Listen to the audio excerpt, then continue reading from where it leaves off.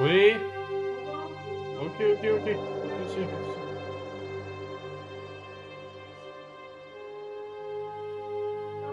Oui, j'ai entendu, je suis en appel, la mamie.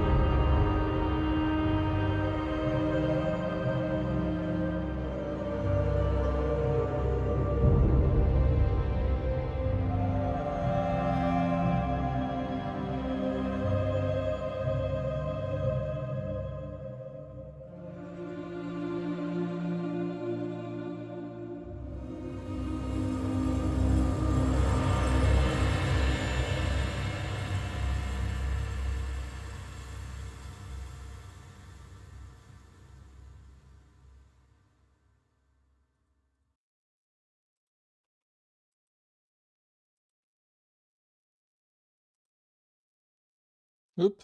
Hello. Can you hear me, folks?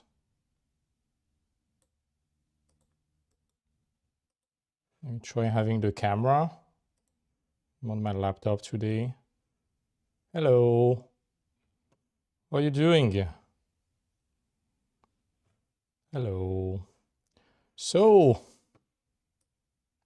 something very weird is happening. For whatever reason, the chat is translated in French.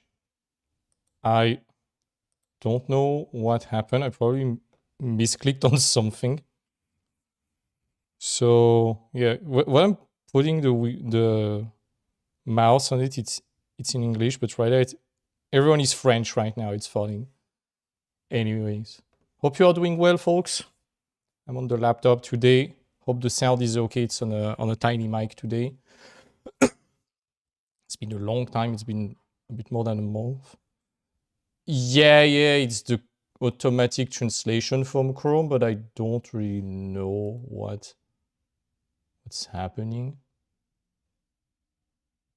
It's weird. But hey, it's gonna be okay.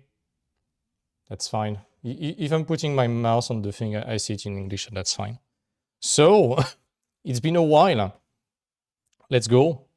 So, today we are doing some portfolio reviews, folks. Welcome for the newcomers. I saw a lot of people join the Discord for those. So, you're in good hands. Christina should contact you to give you some little resources, by the way, once you introduce yourself in the chat of the Discord. So if it's not done, go there. You're going to get a resource. But hey, for those who don't know, we are doing some portfolio reviews, and we are always doing it with the same framework. It's the 5 questions you see right there. So basically, it's always those questions. Is your work aligned with the studios that you are aiming at? By that I mean, your work needs to be somewhat similar to what the studios you are aiming at are doing in terms of style, subject, content. There's no way you can apply to a fantasy specialized studio with a sci-fi portfolio and vice versa, for example. Or let's say you want to apply to Ubisoft with a Blizzard style, it's not gonna work. Can you offer a lot of drastically different choices? Same, it's like your design ability and how proficient you are at giving them choice early. So you're not imposing a design by default. Can you help the 3D team do their job without them guessing? So it's about helping the 3D team with call-out sheets and things like this. Are you showing gameplay and money-making opportunities in your work? This is more to bring extra value and also fundamentals and paging. So let me open up Discord. We have a lot of people to review today. Video will be uploaded to your YouTube channel. It is already. So yeah, it will be. Don't worry about that. So basically, we got a lot of people who submitted their work. I cannot review everyone. And some reviews, it's not that it's not interesting to review, it's just that there is less to say. It's just like, hey, work on the technique and such. So I prefer to focus on things that are showcasing interesting discussions overall, and allowing for interesting discussion that benefit everyone, rather than just making a course on the fundamentals and, oh, this is how you render things and such. It's not really my specialty. I prefer to be into the studio and portfolio building things overall. So yeah, that's pretty much it. We're going to do several of them in the next few days because we got probably over 80 submissions, something like that. I think I picked 11 people today. And that's pretty much it. I put a little eye emoji under those that I picked. And again, if you did not get selected, it's not that it's uninteresting. It's not that it's bad. On the contrary, it's just that the discussion will revolve more around technique and fundamentals, and it can be covered in other ways, like with the preparatory module with other courses from other partners and things like that. And it's going to be the best bang for your time buck investment to focus on design before focusing on focusing on technique before focusing on anything else. So that's pretty much it. I think the very first person that we are going to review today is Nick Pena. And I appreciate, folks, that you are writing that little background. It's very important for me to review your work properly, because without that, I cannot give you tailored feedback based on the studios you are aiming at. There are certain fundamentals, of course, that are common across all the board, but it's important that that you folks give some context, because let's say you aim at certain stylized studios, it might not have the same visual codes as other stylized studios, for example. So went to art school in SCAD, spent a lot of time post-grad in online course workshop on a few animated shows with Bento Box ATL and some indie projects as a background painter. I'm trying to move into Powerhouse Animation, Sony, or Titmouse. We got a Melee who got hired at Titmouse recently. We got so many hires, by the way. We got Un with Killing It. You have seen it in the video from yesterday. We got Stefan Thomas. We got extended at Moonpillar. We have Alex. She's about to announce where she's working now, but it's big. Jess, she's currently moving to a faraway country to move on a very great company, and they want more artists, so I'm going to try to provide a bit more for them. We got a lot. We got even Lori, which is just the preparatory module. She got a first job at Enkama. So a lot of great stuff. By the way, just a quick announcement, just in case. I know there's only 17 people watching, but I know with the repeat there will be more. We are actively looking for a realistic creature designer with already some experience, so 3 to 5 years of experience, specialized into that. I have a studio that contacted me for a creature designer job. It's too niche for what we have at the moment. So if you fall into that profile, send me a DM on Discord, only if you are serious, if you have experience already, and you are not maybe only a creature designer, but you are very comfortable with that.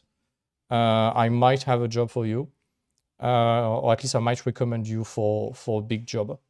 So yeah, just in case someone in the chat is there, we are getting more and more studios like this reaching out to us for people. When we can fill it with the talents that we have from the mentorship, we are very happy to do that. That's the goal. But in that case, because it's a bit too niche, a bit like Hard Surface or things like that, sometimes it's a bit too narrow.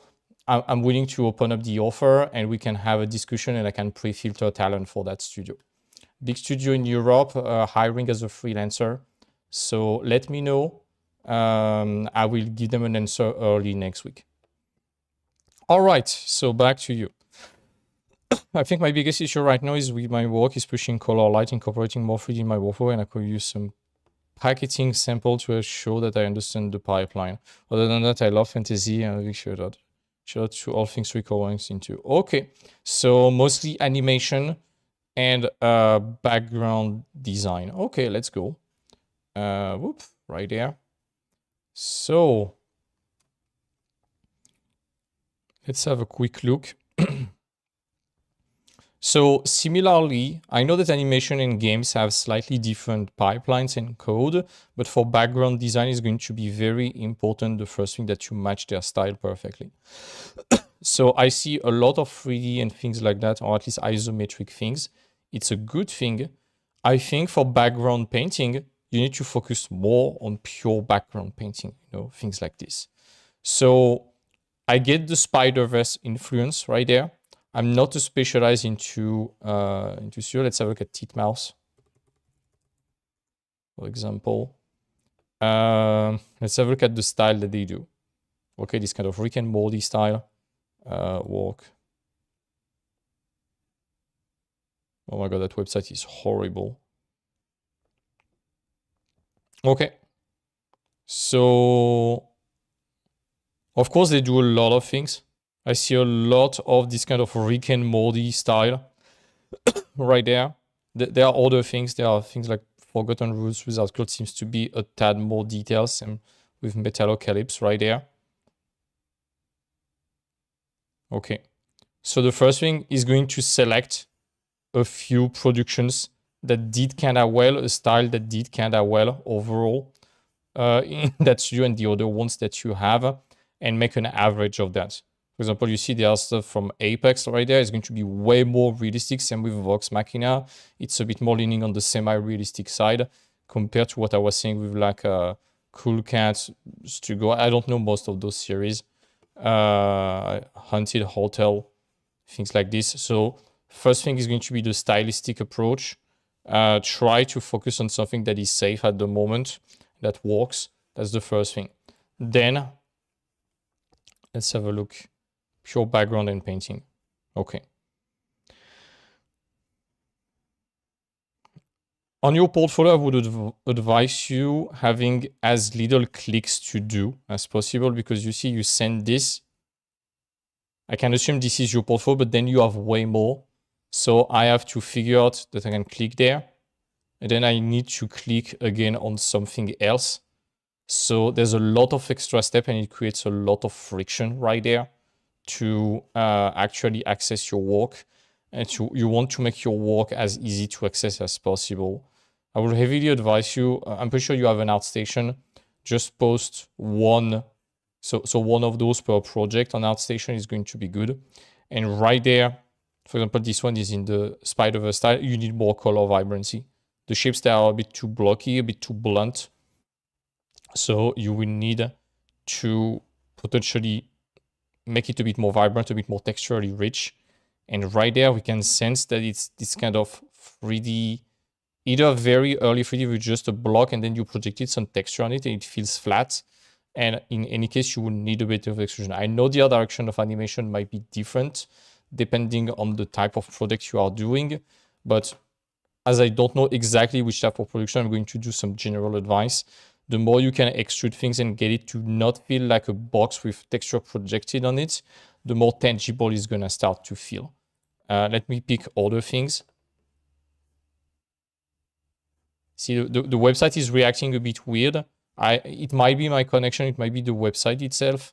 So be always careful, always triple check your website. And generally, I tend to really prefer ArtStation. Color-wise, it's very saturated. I think for background, it's gonna be slightly more desaturated overall. And something else, so that's for the style overall. This one is very different. It's good that you have that wide array of style. I know that in animation, you tend to switch very fast. So when I say commit to one style, do it on one project, and you're gonna switch to another one that they also do in those studios if possible. You're going to cover 3 or 4 max. That's going to be more than enough. It's just that right there in the color, I see that everything is very saturated overall. If I'm picking that picture, opening it up in Photoshop, I'm pretty sure everything is going to be roughly above 45 to 50%. So 87, 62, 66, 56. Yeah, everything is above 50%. So everything is extremely saturated. So it's not going to leave too much breathing room for the characters to steal the show. overall. You have a lot of contrast there, so it's going to attract the attention. Maybe that scene is just an establishing shot or something like that. I don't know. But assuming there are characters moving in that place, you need to give them breathing room overall. As the first thing. So background-wise, otherwise it's fine. I can totally see those in movies. So it's really about the stylistic approach and matching that. This already, stylistically speaking, is way better. It's way, way better. You have the vibrancy from this kind of Spider-Verse thing. I really like those. If you want to commit to that style, do more. You need to do way more. You just have 2.5 with that one. You need a lot. This one, we are liking the vibrancy starting to become a bit monochrome overall. And if you want to do solely background, don't even bother with characters. It's a different specialty.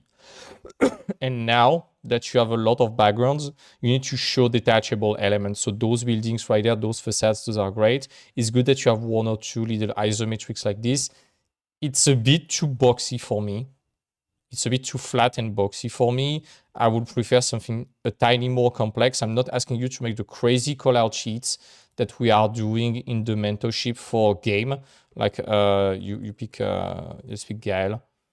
I'm not asking you to make a crazy call-out sheet like this for animation.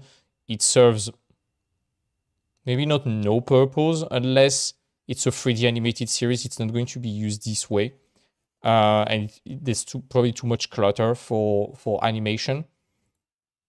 But I would like something a bit more complex that is not as boxy. I really advise you have a look at that video for Feng Zhu.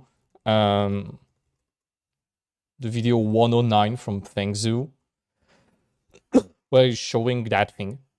Have a look at it, video 109 from Feng. It's very, very, very useful for environment, and you're going to end up with way more complex environment layout overall. For I know that layout term is used different in animation, my bad. Let's say environment callouts and blueprints. That's it. Trim sheets and things like that, this is very good. This is very useful. All those decorations are very good also. I really appreciate those. Then, do you need to design a Game Boy when it's going to be a small item, unless it's something crucial in the series? I will always advise to everyone doing environment, that's what we say to the mentees, in your scene, pick the most complex element and do callouts about that. Do not pick callouts about the simple stuff. The artists, they can interpret like the bench, for example. But for example, the kitchen is going to be way more complex. That's something I will detail. If we get back to the work on Gael, for example, the complex element right there would be the forge right there, that chandelier, that pillar, that table, the holy water thing, the grinding stone and forging elements.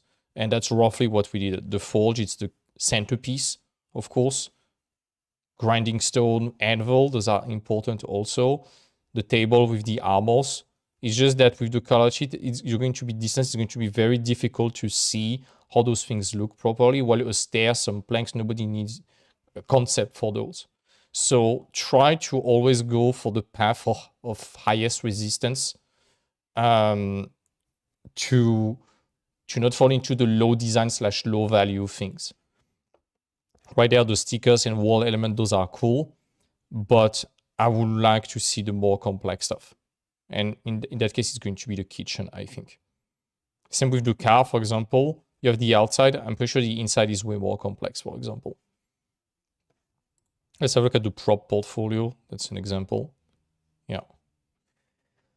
Try to be as drastic as possible in the shapes. Right there, we are still orbiting around the same proportion. You see with the size of the handle, size of the blade. Try to be as crazy as you can in the proportions. Even if some stuff are a bit ludicrous, that's okay. Because otherwise you are just orbiting around the same idea already. It's not very drastic choices. But there it works. I mean, but it's simple, you know. I want the design heavy stuff. I know that in animation, the budget is tight. So I'm having a bit of a deformation right there from games. But even for animation, you want to over-deliver. you want to go for something slightly more complex than what they do. So they know that if you can do slightly more, you can do less. Well, if you do just the same or slightly less, they don't know if you can over deliver. I hope it makes sense. Character design. Right there, it's difficult to read because of the values. It's like dark on dark for a lot of them. So you are losing, for example, the food right there. You're losing a lot of things. On that background, it's better, but the background is very distracting right there. And the problem is that right there, it's selling me potentially some color swaps. It's not selling me the personality of the characters. Right there, those expression sheets, this is way better already at selling me the personality of the character. You need both for characters. Whether you're doing animation or games, you need both the in-pose stuff and the boring T-pose or neutral pose things. But I will always advise you to show the in-pose things first and then the T-pose and production-oriented stuff. You need those for the production, for the turnaround, for animators and things like that. You need those to sell the character initially. The problem that I see right there for characters is that we don't have turnarounds. And for animation, it's going to be the most vital part. Like for animation, a turnaround is like front, side, 3/4, back, other 3/4, side, other 3/4, etc. So you have like you have every single angle because animators, they need to know how it looks. For games, you can get away with front, side, back, sometimes front and back for lower importance character, and potentially some encoding and extra callouts for props and things like that. So I want to see more of those for those characters. It's very VizDev oriented right there. So it depends if you want to be in production or in pre-prod. VizDev is very competitive, obviously. No need to show the studies in portfolio. It's not very important. And what I would advise you also for your website, switch on ArtStation, have different projects. With the ArtStation Pro, you can send private links. And depending on the type of studio and the style, I will curate the ensemble of portfolio pieces that you send. So it's very relevant to them. And you are not showing the irrelevant stuff to them. If they have a specific style, you show one after the other. But I would really advise you to streamline your website also. I can show you an example.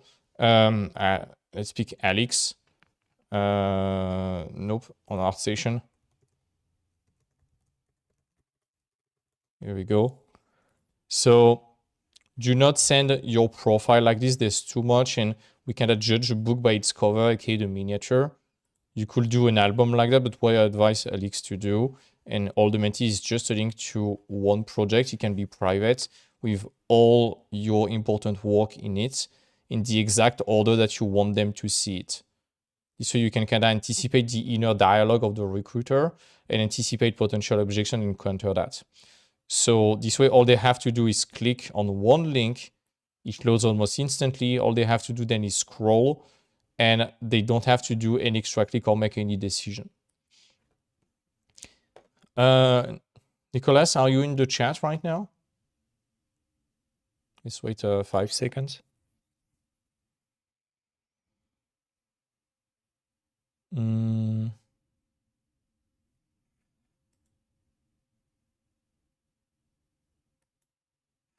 I don't think so. So I'm going to assume it's good. Next person, Long's Adventure. Let me check where it was. So there was Nicolas. Next person is there, The Adventure of Long. I'm a concept artist, 2D artist that recently graduated from University Game Art course. I love working on concept for games, especially stylized fantasy and sci-fi settings. My biggest inspiration are Zelda, Sky, Children of Light, very good game.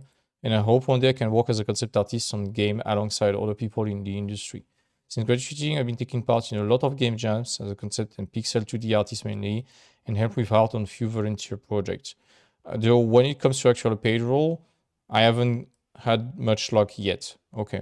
Currently, I think my biggest issue is lack of experience knowing what studios are interested in seeing from concept portfolios, along with needing to show off more concepts in different genre and styles for my usual work. So several things already before moving to your work. First of all, I understand why you are making the game jam and volunteering project, but you need to sincerely ask yourself if it's going to contribute to your career or not. And it's a difficult thing to establish. I might be a bit too mathematical oriented, but I'm like, okay, is it heading in the directions of the studio you are aiming at, or are you just doing it, quote unquote, just for the line on the CV, knowing that if you volunteer for some work, it's better than nothing, but it costs you a lot of time, a lot of energy, not spent on a portfolio that is congruent with where you are aiming at. So I would not invest too much of your time. I'm not saying zero, but just not too much of your time into those things, because it's going to slow down your portfolio making process. That's the first thing. I did a bit the same mistake when I started my career. I need to make a video one day about that. I need to be careful because I don't want to call out names, but just to give you the story. I was still a student. I was a little punk ass student. I didn't like school. I wanted to work. I was eager to work very much. And a former student of that same school made a quote unquote studio and got a lot of us punk ass students who just wanted to work in production fast to work for free for him for months. We got the project showed at E3 in 2016. It was great. Not at the best timing. It was during the indie conference, and it was at the same time as Xbox, I think, if I recall correctly. So barely anyone saw that. But E3, we got approached by Square Enix Collective, which is their kind of indie starting platform and such. And we were feeling great, but we are not getting paid. And even when they succeeded on Kickstarter and managed to raise a lot of money to private investors and banks, we never got paid. And I was like, I don't want to put that on my CV that I volunteered for that project because I got robbed. I got low-key scammed of my time. I mean, I scammed myself. I should have got the good habits, but you know what, lesson learned. And I was like, I'm actually not comfortable putting it on my CV. So I used it for Ubisoft because it was the best that I had. As soon as I got my job at Ubisoft, I removed it from my CV forever. And yeah, it was a bit uncomfortable. So manage your time properly. Focus mostly on getting a portfolio. A good portfolio will get you way further than game jams and volunteering at small studios or paid project with friends or non-professional people. That's my point of view. The second thing is you have to target studios properly. Whether you have Zelda and Sky, so I can extend to Journey, The Pathless, Abzu, other indie style games like this. That's fine. You could extend it also to Spyro, Crash Bandicoot, Ratchet and Clank. It's somewhat adjacent, even Kena. As I was saying in several videos, and if you want to see a full video about that, just look at the link there. Oh my God, it's difficult because it's investing. That link, the Portfolio Guide 1, even if you are not interested in the mentorship, that video is explaining exactly that process. Pick 5 or 7 studios, how to analyze their stuff, how to analyze what they do, and how to tailor your work towards that so you make yourself a specialist about this kind of studio. This way, when they see your work, they tell themselves, hey, we don't have to train that person for too long. They get it, and it's fine. We can hire that person. And the second thing regarding lack of experience, knowing what studios are interested in seeing from portfolio. Again, that video that I just mentioned is about explaining that. You probably came recently. The preparatory module is also what explains that a lot. And I'm going to make a live hopefully next week to document what we did recently with the preparatory module. It was insane. We did a contest. We got like 70 participants and it was nuts. It was nuts the level up that they got in just 5 weeks with like 5 minutes of feedback per people per week. It was insane. So yeah, you have ways to understand that. Look at my content, look at my LinkedIn post. I'm talking almost exclusively about matching production needs, so you are the right place for that. Concepts in different genre and style. Again, you have to tailor your work and style to a certain set of studios, and you cannot do everything. The smaller the studio, the more you will have to be a bit of a generalist in terms of content. So character, environment, props, everything. The bigger the studio, the more generally you have to specialize. I didn't say 1-2 I just say more specialized. So that's just to give you a bit of context before the review. With that being said, let's have a look at your work. So I really like that style. It's very, I was about to say it's very French in the approach. It reminds me a lot of Enkama and things like that. Will we organize another context in the future? For the preparatory module, yes, most likely it went super well. It's just that we were not expecting that many participants. So we have to figure out a way for people to register to the context. So I don't have solution yet for that. It might be just a little extra fee or something like that, because we already have 200 people who got the preparatory module recently. It was twice as much as what I was expecting. So I'm absolutely humbled by that. And I'm extremely happy. It's just that we got 200 participants, probably 150 that got it and 50 plus that got it before. 80 plus participants at the beginning, it dropped to 70-ish at the end after 5 weeks. So very low drop rate.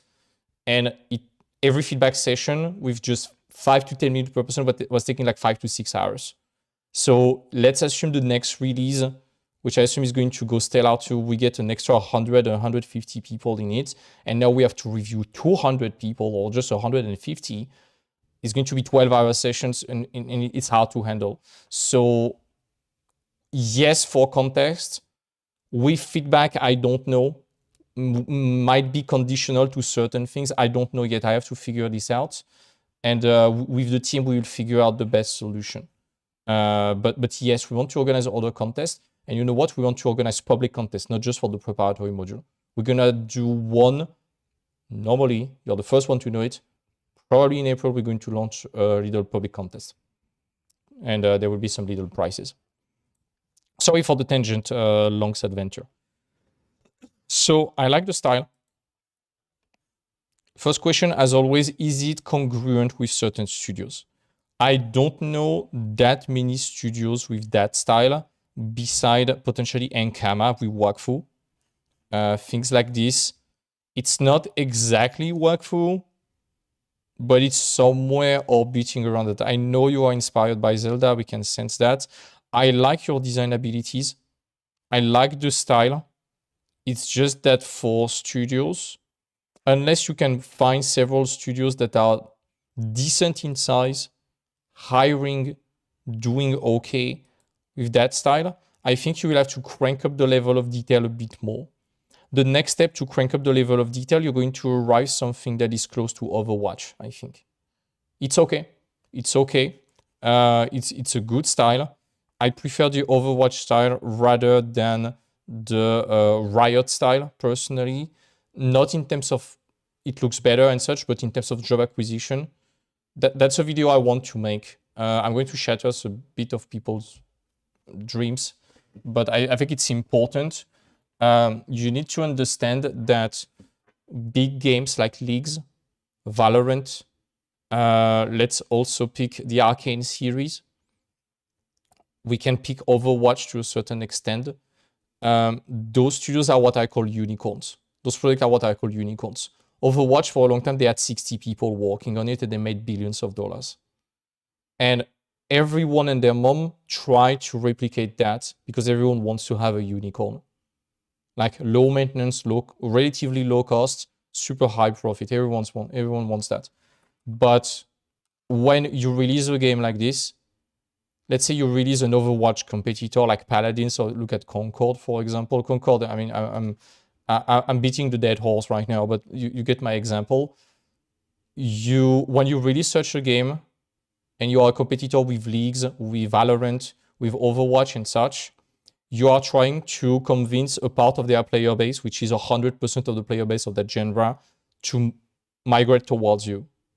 And you need extremely strong argument, and most likely studios won't arrive at that goal. So they're gonna crash.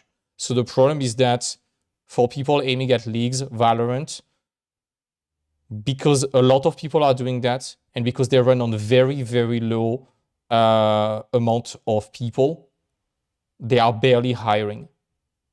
Sure, there are a few outsourcing studios that hire and might eventually get you to work on those, but it's just that the pool of candidates is ginormous and the demand is minuscule. So that's why to everyone aiming at Stylize, I totally understand that you might like Riot or Blizzard and things like that. Bear in mind that this is a long-term game.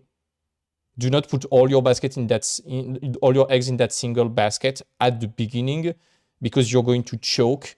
And the problem is that every single product that tries to mimic them, whether it's style-wise or content-wise, they crash and they lay off people. You look at all the clones that we got of Fortnite and the Arcane series, things like Supervive, Wayfinder, Horizon Hunter Gatherer, they all try to mimic the Arcane style. They are all dead on arrival. So even if you work on it, that's good. If you get in early, that's fine, you get a job. But as soon as the game releases, it's dead on arrival and everyone is laid off. So you want to see Stylize as more of a spectrum, and there's not only Leagues and Valorant. I'm not talking about you, Lux. I'm sorry for that mega tangent, but it's important for anyone doing Stylize. Stylize character is probably the most competitive field in the entire industry, and you want to look at all the things. Stylize is high in demand, but the Riot things is not all stylized. It's just the tip of the iceberg that everyone's aims at. So look at Sea of Thieves, Kena, Darksiders, Spyro, Crash Bandicoot, Zelda is a good example, Journey, The Pathless, things like that. There's a lot of other stylized types that are kind of made invisible because of the big mastodon. And it's actually good to aim at this kind of Zelda plus style, I think, to get back on your long. You're going to approach the Overwatch style, but it's fine. It's fine because you're going to keep it within the fantasy realm. And I think it's good. It's very close to Genshin also, which again is a succeeding game. So I like the style a lot. I love the colors. This is very good. Characters are very expressive, but the faces, they are you have a bit some automatism in doing them.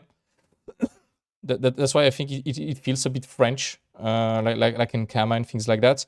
You want to explore a slightly broader variety of types of character, because right there they look a bit like teens or a bit juvenile.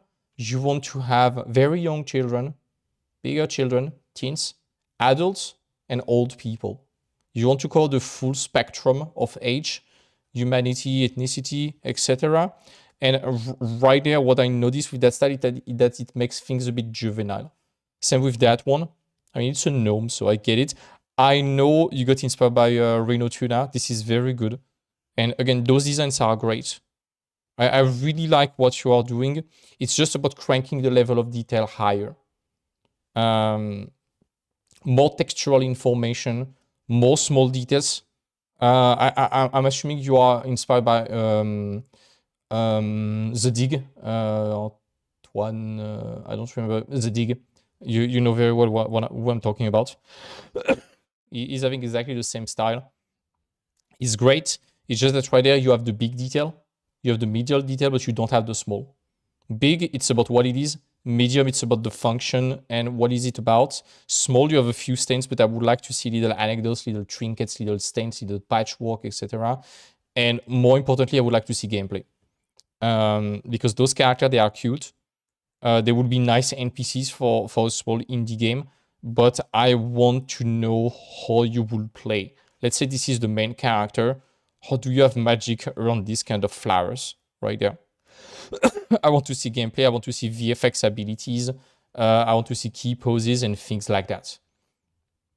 Are you there, Long's Adventure, in the chat right now?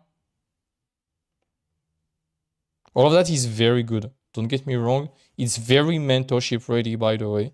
That's the kind of stuff that I really like because you solve the design part. Now it's just about a bit more technique. Generally, most people, they have the technique, they don't have the design part.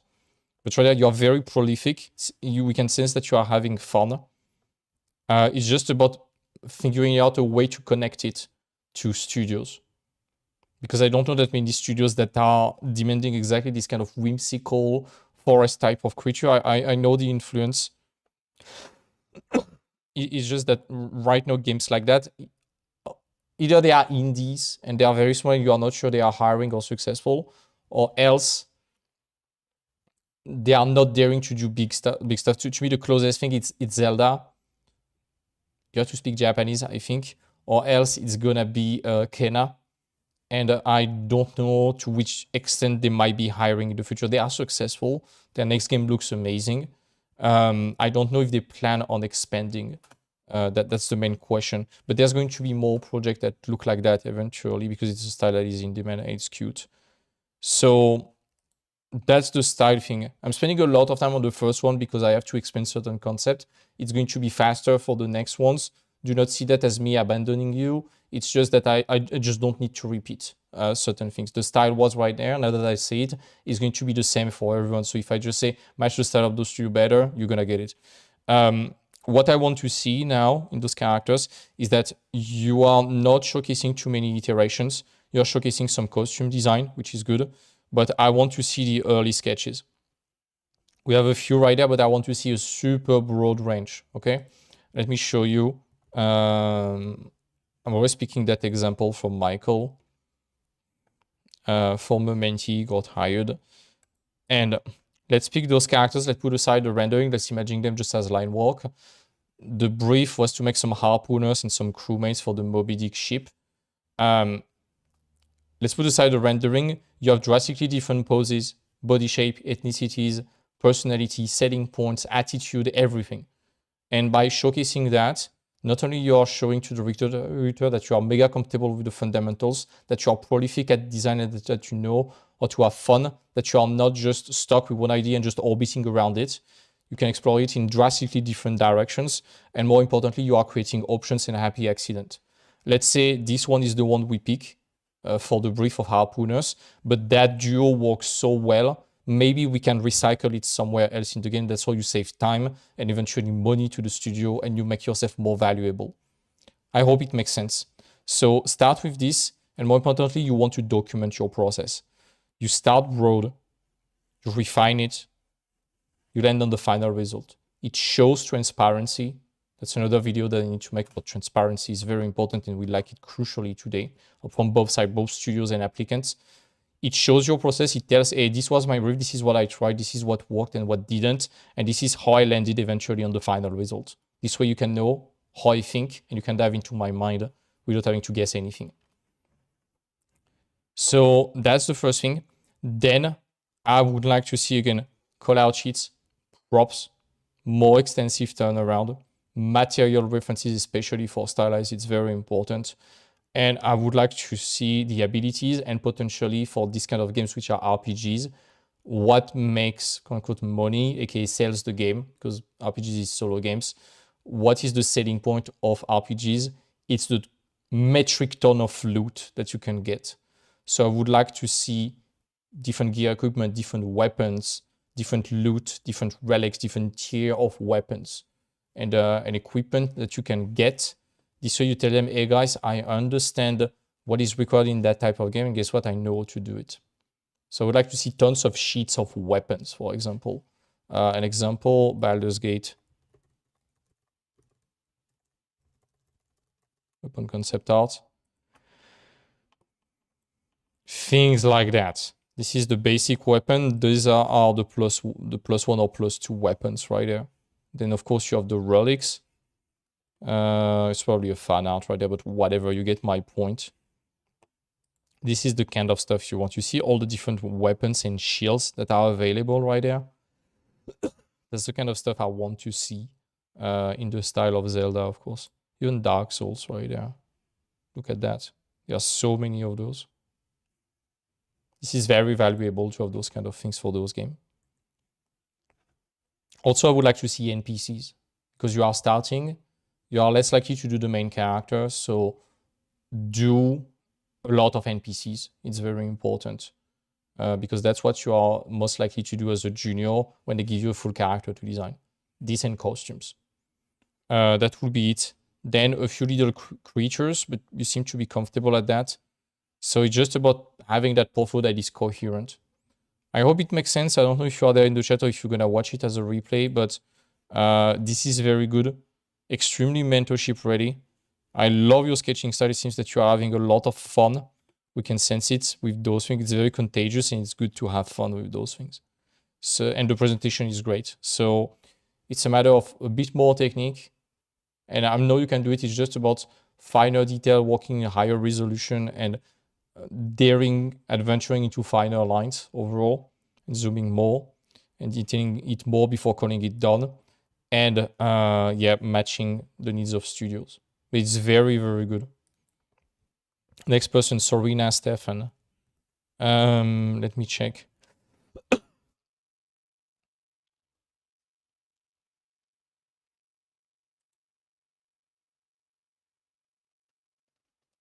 Yeah, Sona Frias, don't worry about that. It's recorded, so worst case scenario, you can watch the replay.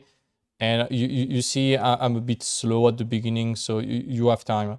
The stream is probably going to end around 7 p.m., something like that, so in more than 2 hours. So you should have time. So, my name is Soraya, but people call me Sarah. I'm born in Romania, but based in Sweden currently, especially in conceptual character design. My dream is to work for Darksiders, where you find the art style look good. That's already a bit more niche than than the Riot things, and it matches Sea of Thieves. It matches Spyro, Crash, kinda easy. Wayfinder is a tad more edgy, and the subject they are a bit more gothic overall. But art style wise, it's very compatible with other things, so it's very good. Don't have the opportunity to freelance as I freshly moved to the country, so love advice on my portfolio is missing in order to get considered a full-time job. Ghost Ship Studio is a studio I want to apply. Yeah, Heaney told us about Ghost Ship. Let me check. Ghost.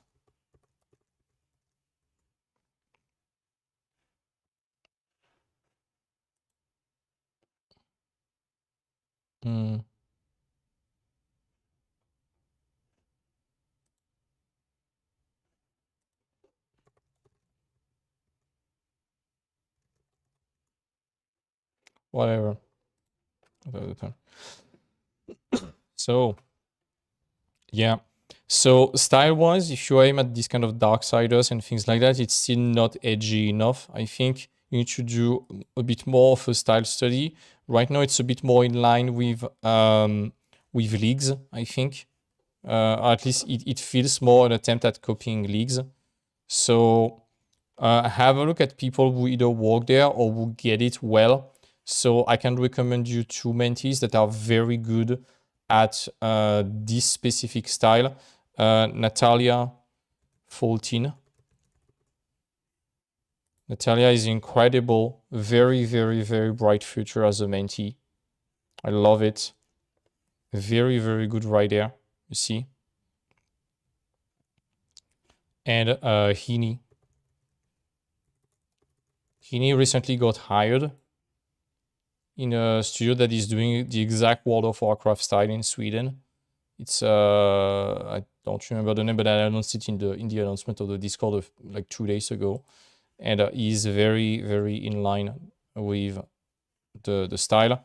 We have not released yet what he has been doing with the mentorship, but he was already getting the style very well, so you can do some nice style study.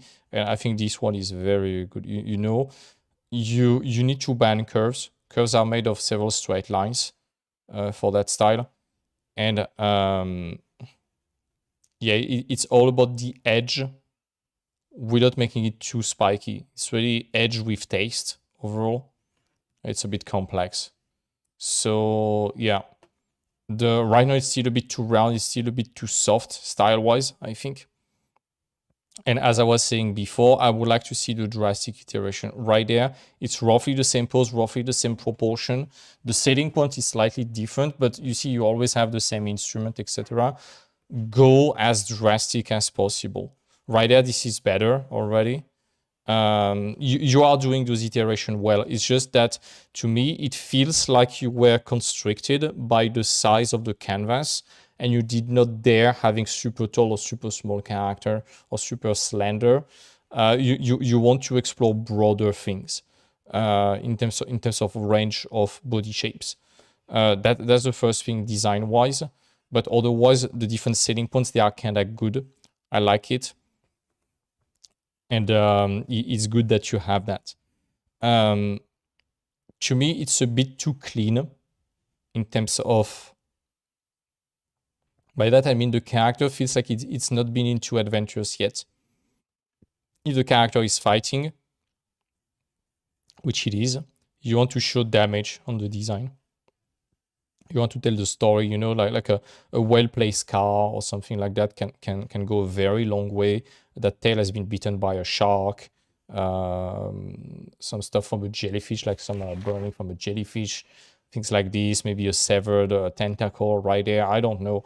It's just some examples, but you want to go into the idea of not letting your character look like they are straight out of the factory.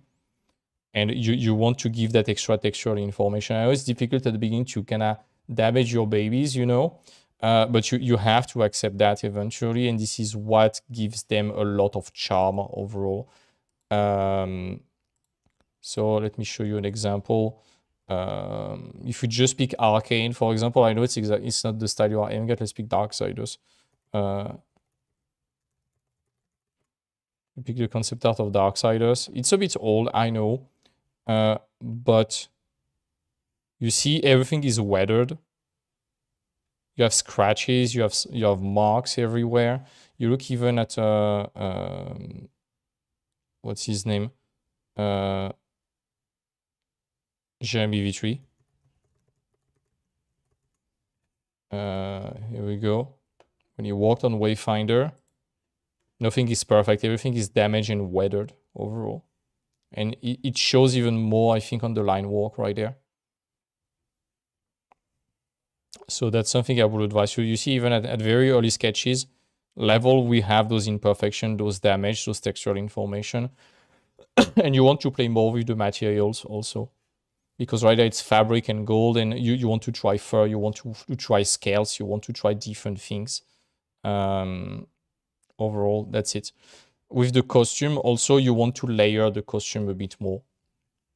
Right now, that it gives me what I call the printed spandex effect, or the cosplay effect, where people, they do not have thick enough layers of clothing generally when they are doing quote-unquote bad cosplay, and it feels like it's a jersey that has been stuck on the body, that is printed like the thing, while it should really be made layer by layer. And you need to allow for a lot of thickness and padding between the thing, especially armors, it's padded underneath. That shirt right there, you probably have an undergarment under this kind of jacket right there. You probably have a little shirt, something like that. Bandages, anything. It's just that right there, I think we are missing a few layers of clothes. And you can do that while still revealing the body. Of course, it's not a problem. Material wise, you need to, those are a bit too soft. So when you are doing material studies or object rendering, pick material from an object. That's something I say to the preparatory module people yesterday. It's like, let's say you pick brass material, do not pick this. Don't pick this. Do not pick those. This is too brand new. This is non-believable, absolutely non-believable, unless you have gold or super clean stuff. Pick old brass, you know. This is better already. Old.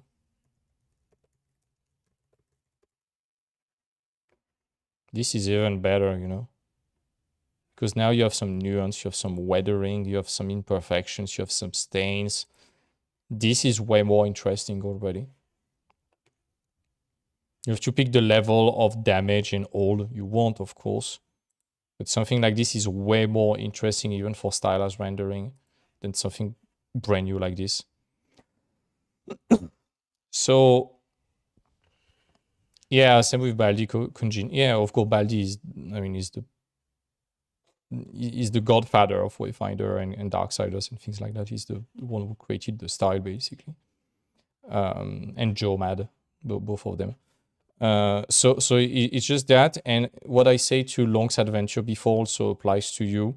So gear, equipment, weapons, NPCs, abilities, skins, Ask yourself, is it congruent with the type of games? I would see that character more like an Overwatch character than in Darksiders, personally. Oh, you work for Ghostfire. Great. It's about that. Then rendering, it's really about your lighting is a bit soft, I think. I think you could have more intense and sharp light overall. And then it's really about the material rendition, right? Whether it's very flat color-ish, you need that nuance that I was talking about before. It's very, very important. So this, the NPCs, a few creature, gear, a lot of RPG elements, a few enemies, I would say. And that would be it overall. Next person, Diogo Cambrian. It's Diogo. I've been working animation for close to 9 years as 2D layout artist and location designer. I updated my website recently, changing the entire layout and editing it down. I did a lot more work following what you recommended. You reviewed mine previously, so 100%. Oh, I've already reviewed that. Okay. What I would advise you to do is to it's good that you have a website. I know it's more common in animation. Also have an ArtStation, please. It's very important. Yeah, remember about this. This is good, right? This is very Ghibli-esque. Yeah, I remember about those. Okay. Yeah, it has been already reviewed. Okay, next person in that case. That person. I think his name is Zach. Zach Mao. I graduated from Scene Studio, so you're in Canada. And I'm getting started as a concept artist. I have a background in industrial design, so I'm primarily focusing on characters and props. I would love to work on project and science fiction with fantastical elements and work somewhere like Guerrilla Games or Halo Games. Halo Games, it's No Man's Sky. Okay. I think my portfolio likes diversity in subject matter, and I'm working on a few personal projects to help out rather the genre and environment I can design. So similar to what I was saying before, you want to pick a set amount of studios. I always recommend between 5 and 7, and spoiler alert, there will be way more that are doing something somewhat similar. Make an average of that in terms of style and content and subject, and commit to that direction and become very good at it. So if you pick sci-fi, I just want to issue a little disclaimer. Sci-fi is extremely hard to permeate into as a junior. And there are not that many sci-fi projects right now. There is the new Cyberpunk game coming very soon. There is Apex Legends. There is Overwatch. There is a new game that I forgot with like Osiris Reborn in it. I don't remember its name. That looks like a cheap version of Mass Effect, but people were hyped, so I'm okay with that, even though I don't really understand why, based on the trailer. I'm not counting Intergalactic because I think that game is going to not go as well as planned. And Destiny, please, Bungie. Bungie, if you listen to the video, which is very unlikely, but we never know, I'm telling that to you as a mega Destiny fan. Stop updating Destiny 2. Allow player to download every content since the beginning of Destiny 2. Potentially make a remake of Destiny 1 or just a remaster on PC of it. Let player play with that. Let the quests and the campaigns be super mega long as they got released initially in the early DLCs and expansions of Destiny 2, like Forsaken and such. It was mega long to ride to the Dreaming City. You had to spend dozens of hours to unlock it. It was mega hard.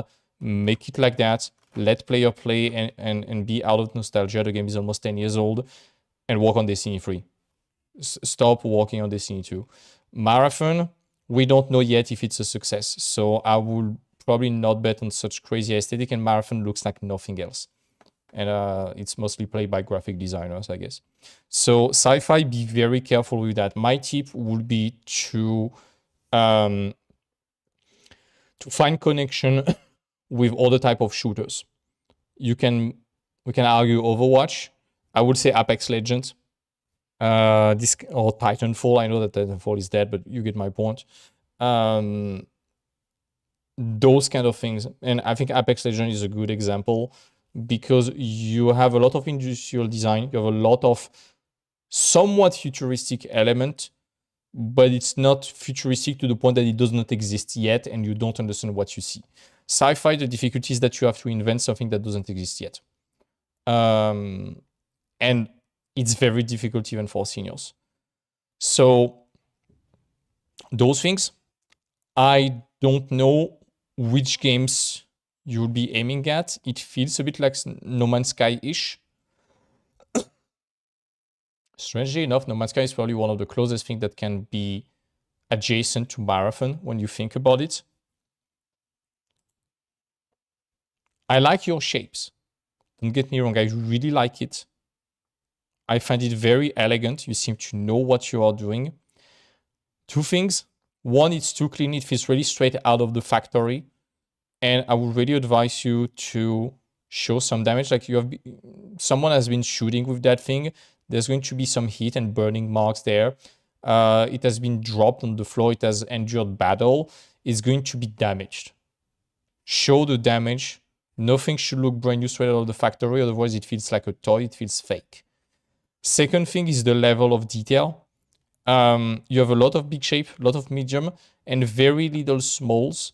And I don't understand how that thing has been assembled. It feels like everything is like a model block of aluminum that has been carved, which I think might not be the most efficient way to build something like this.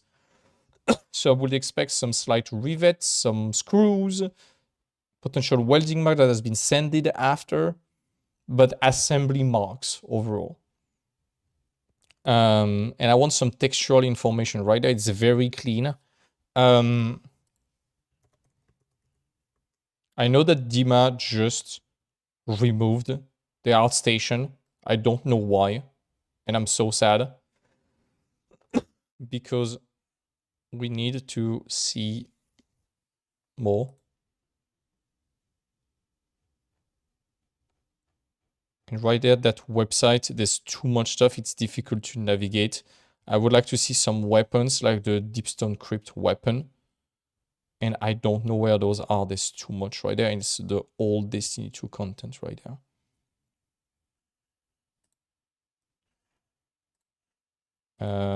Weapon.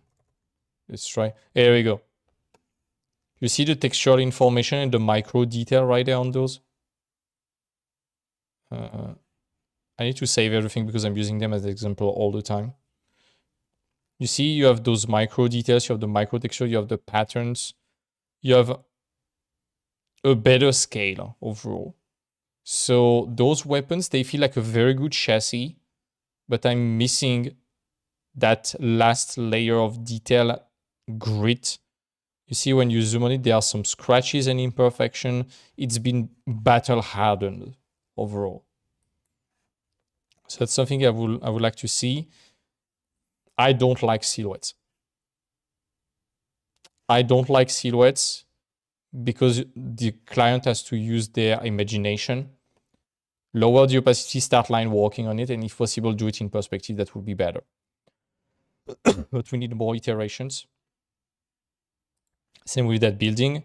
It's like we have the building, we don't know what were the early design, and it's too sketchy, right? You want drastic iterations that are already presentable to a client. So let me pick the work of Gael. I'm going to show you the work of Nikita also. This. You zoom on them, you can clearly see the detail. Look at Nikita, it's the same. Nikita, if you are watching, I need to help you arrange your portfolio. I will do that just after.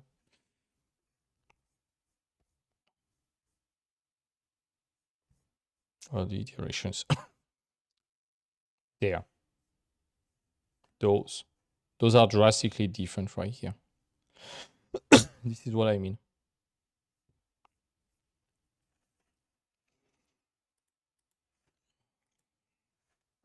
Here we go. Then in terms of content, you want to figure out what you want to do, doing both characters, environment, and props, I think it's going to be a lot. It's going to be a lot. And we can hardly excel at everything to the same level. So I would advise you to do maybe environment and props / weapons. That could be good. I think it's your strongest suit than characters. Environment, you need different facility. You need inside, outside, technological stuff, less artifact stuff, more alien stuff. I like your line work, is very good. I think it's very mentorship ready also. We can definitely talk about that. But if you were in the mentorship, I would advise you to pick something slightly more grounded overall, a bit less alien. You can have some crazy shape, and more power to you if you go in this kind of Destiny style, you know. Destiny, I think, is a very good middle ground. It's like science fantasy. You look at the Shattered Throne, for example, in Destiny. Best design in the game. Those shapes are super sexy. They are so good. So good. You have architecture, you have hard surface. You have crazy composition, play with anamorphosis, you have a bit of nature. You have everything in those things. This is everything they did with the Dreaming City. Everything they did with the Dreaming City, I think, is close to perfection, as close as we can call it to perfection. Like things like that. Oh my fucking god. This is insane. I know, I'm a Destiny fanboy. But this is the kind of middle ground I will aim at. You look at those worlds, they feel very sci-fi and fantasy at the same time. I would see that in Elven Court, in D&D. I have no problem with that. When I see that, that could be from fantasy also. And that's, I think, the strength of Destiny is that, for example, I'm a fantasy nerd. I didn't bother caring about sci-fi. They managed to make me care about it because the Gateway dragged me into Destiny with that fantasy stuff. I think it's very smart. Just some food for thought overall. Even right there, you see, perfect middle ground. Those are all the codes of fantasy right there. Knights going to battle, but in sci-fi. The early Destiny concept art, it's perfect, I think, for the playing it safe type of I want to do sci-fi, but I'm young in my journey. You have industrial experience, and we can sense that. You know to think about functionality, so this is good. So for the weapons and such, I have no problem trusting you on those, but we need to crank up the level of detail. It's a bit too minimalistic for now. And you want also to be more functionality driven. How do you reload that thing? How does that look? How does those things move? Like, are you moving that thing? I would like to see almost a GIF or an animation of that thing. That's the kind of things I would like to see. And a lot of volume after. But very, very mentorship ready. This is good. This is good. This is easily fixable. Next, Robert Kubu from Czech Republic. Is going to be a keyframe issue right there. I can already tell. I'm a VFX student in college. I realized my triple line in concept art for the last year. I feel waiting for the pretty picture keyframe epidemic. And now thanks to the Art Nest, I'm now refocusing on fundamental drawing, functional design, and storytelling. I'm glad to know it helped. I see your green name, so you have the preparatory module. You're in good hands, buddy. You're in very good hands.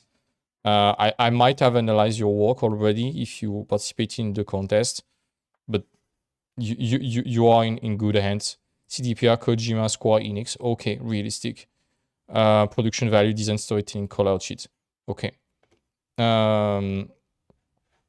Starting my bachelor thesis next year, and I want this to be the product that gets me hired of any suggestion.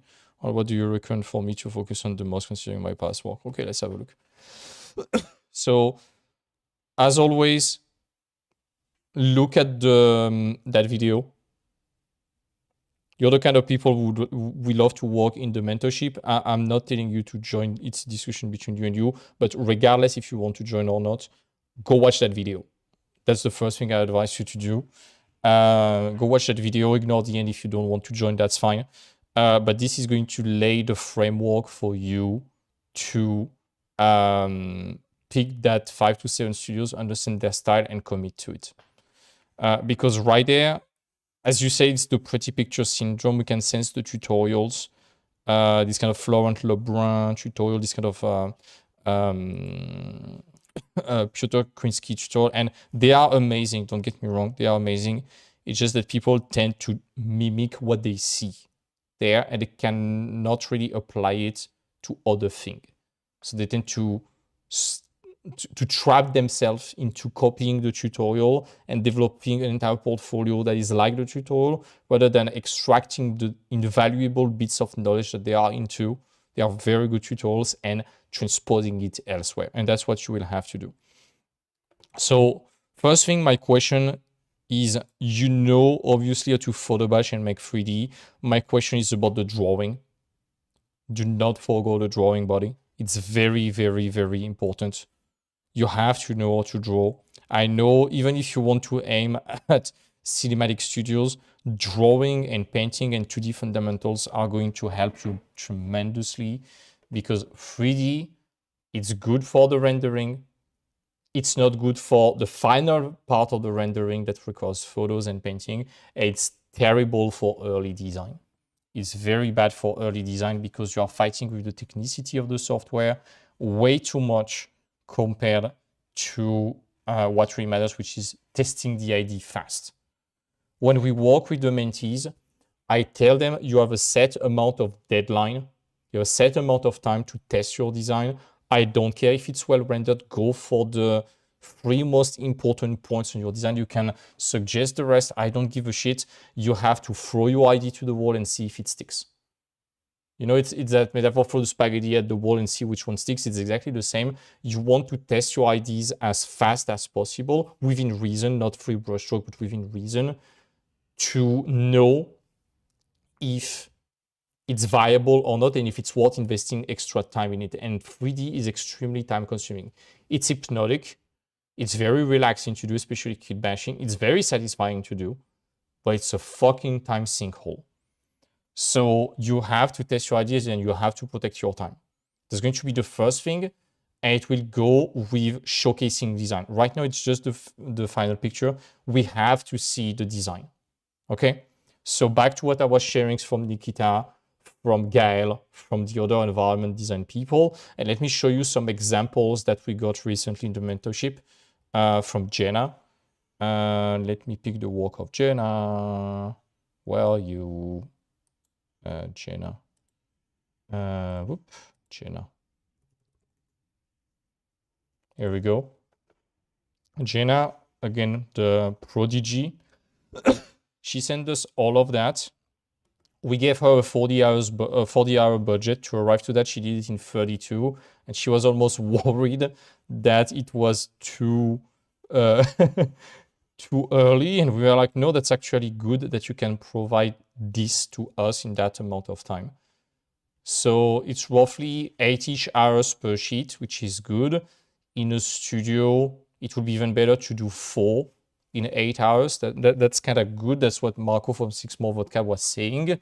So the question is, those characters, they are more than enough. They are totally presentable to the client. I know you are doing environment, but it's just for the example. It's the best I have in mind right now, and you can do the same for environment. I'm going to show you some examples after. It's just that if we had to do 4, what would be the compromises we will do? Probably a bit less value work, a bit less detail. We will suggest things a bit more. That's fine. It's just that everything is very polished. So we could just focus on the face, hands, weapon, a third element to suggest a bit more the rest, and we could definitely squeeze a 4th one into 8 hours. So that's about efficiency. And right there, Jenna has invested like what? 2.5 hours, a bit less than 3 hours per character. She has not too much skin in the game. She has not invested too much time. We can afford to let go of some ideas and pick just one and abandon 2 others, Eventually, we made a lineup, etc. And she can move forward, but that's the example. And let me pick other example. Let's pick Archer. Let's pick Arthur Bourget. It's one of the most viral projects that has been released from an Artnest mentee that year. It went very big, very fast. Same with Nikita. And this is the final result. Took a lot of time. It takes a lot of time to make those things. But we managed to test the ideas early with those sketches right there. I told Arthur to polish them slightly more than what they were just for the sake of presentation. But this allowed to test the idea. Arthur is extremely fast at line work. So we had those different ideas and we could pick the best one and actually mix a few together. It was like, okay, I like that one. I like that one a lot. Let's make them and extract the best of both and end up on that result. So that's why you want to test your ideas. It's to save time. You want to test your idea, fail faster, to succeed faster, to save time. It's the first thing that is extremely important. Oh, shoot. Fuck.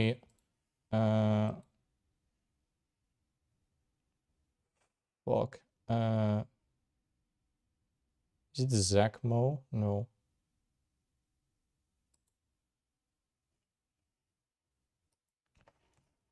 Let me open it from Discord.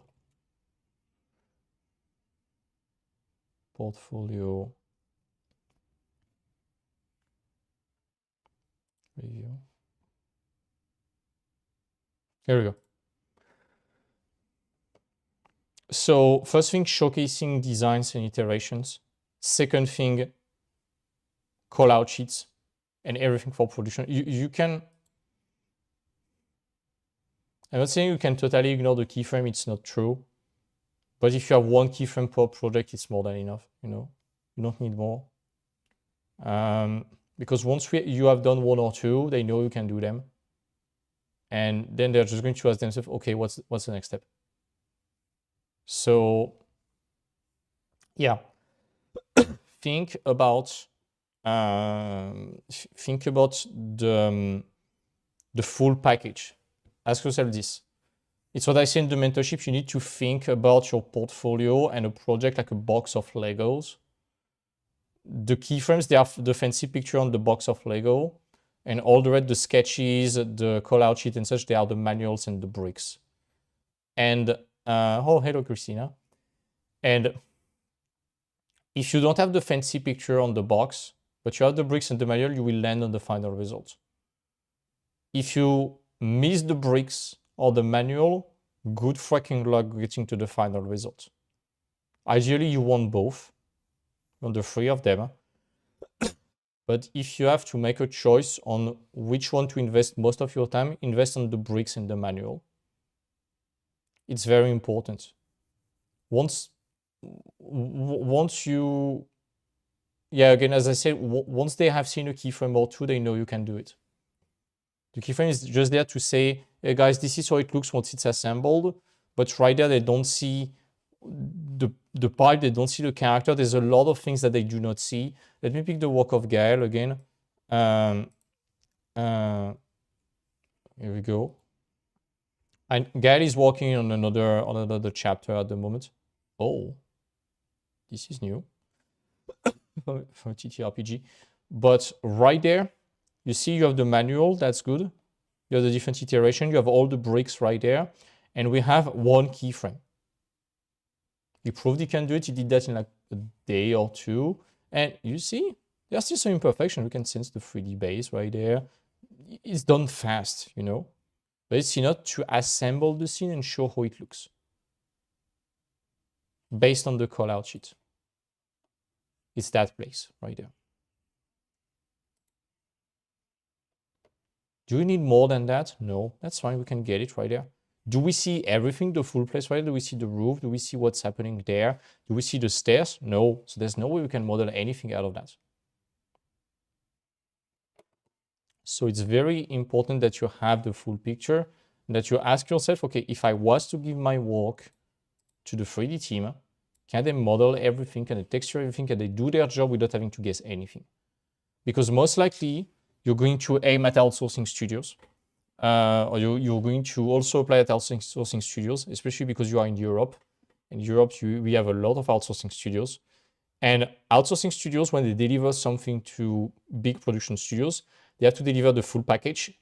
And the worst thing that can happen to a studio is that the production client reach back to them and it's like, hey, we don't understand what you have done. In that case, there are two options. The most unlikely, the outsourcing studio is going to be like, sure, let's reinvoice you to complete the sheet that we have not delivered properly. And the production studio, the client, is going to resent them and blacklist them. So outsourcing studio do not want that. Or else the client is just going to be like, hey, I feel robbed. I don't like what you did. I'm very unhappy. I'm not going to work with you again because you delivered incomplete stuff. It's exactly the same for you as an artist with what you have to do with your portfolio. You have to anticipate that thing. Outsourcing studios, you need to treat them like a big artist. They are tested the same way an artist is done. You have to get it about the style of the client. They are dealing with the same constraints, just with 10, 20, 50x the amount of pictures to deal with and the amount of money also. But it's treat an outsourcing studio like a big artist. They have to do exactly the same thing to succeed. Answer client needs. Now, in terms of subject, I get the Maciej Kuciara tutorial right there.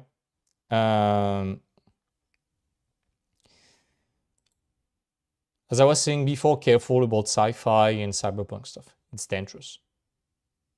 I would say be even more careful about generic military stuff because it's very low value. Have a look at the video from Feng Zhu called Targeting Your Portfolio.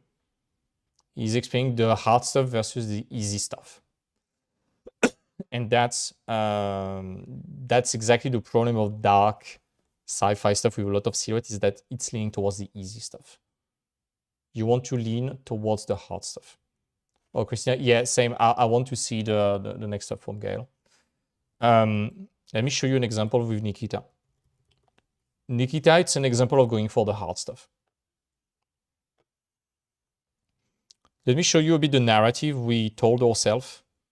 He arrived with those pieces, and that's the one we made together. We are about to start a second chapter, and I'm going to explain to you why we're going to make the second chapter the way it is.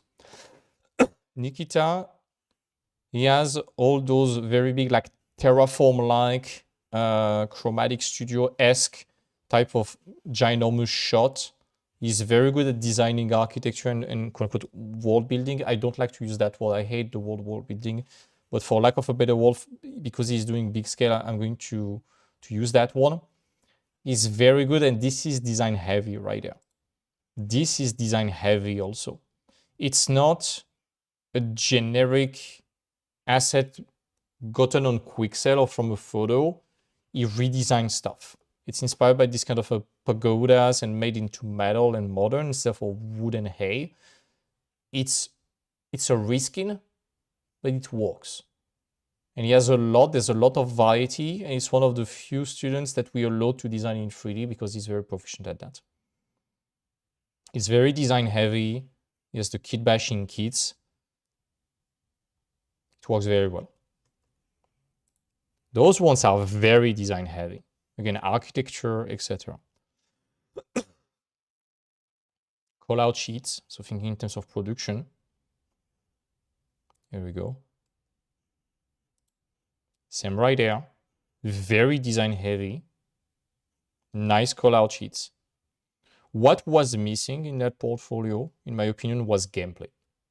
He proved he can do design. He proved some way he understands productions. We could prove it more. We'll do it.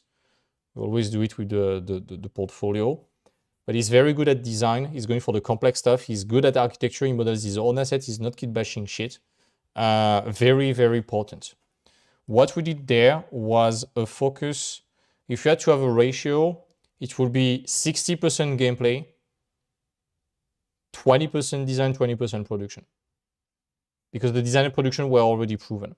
So design, it's already quite complex, but it's a small house, you know, it's not a ginormous wall building thing. We wanted to keep it small because he had a lot of big stuff.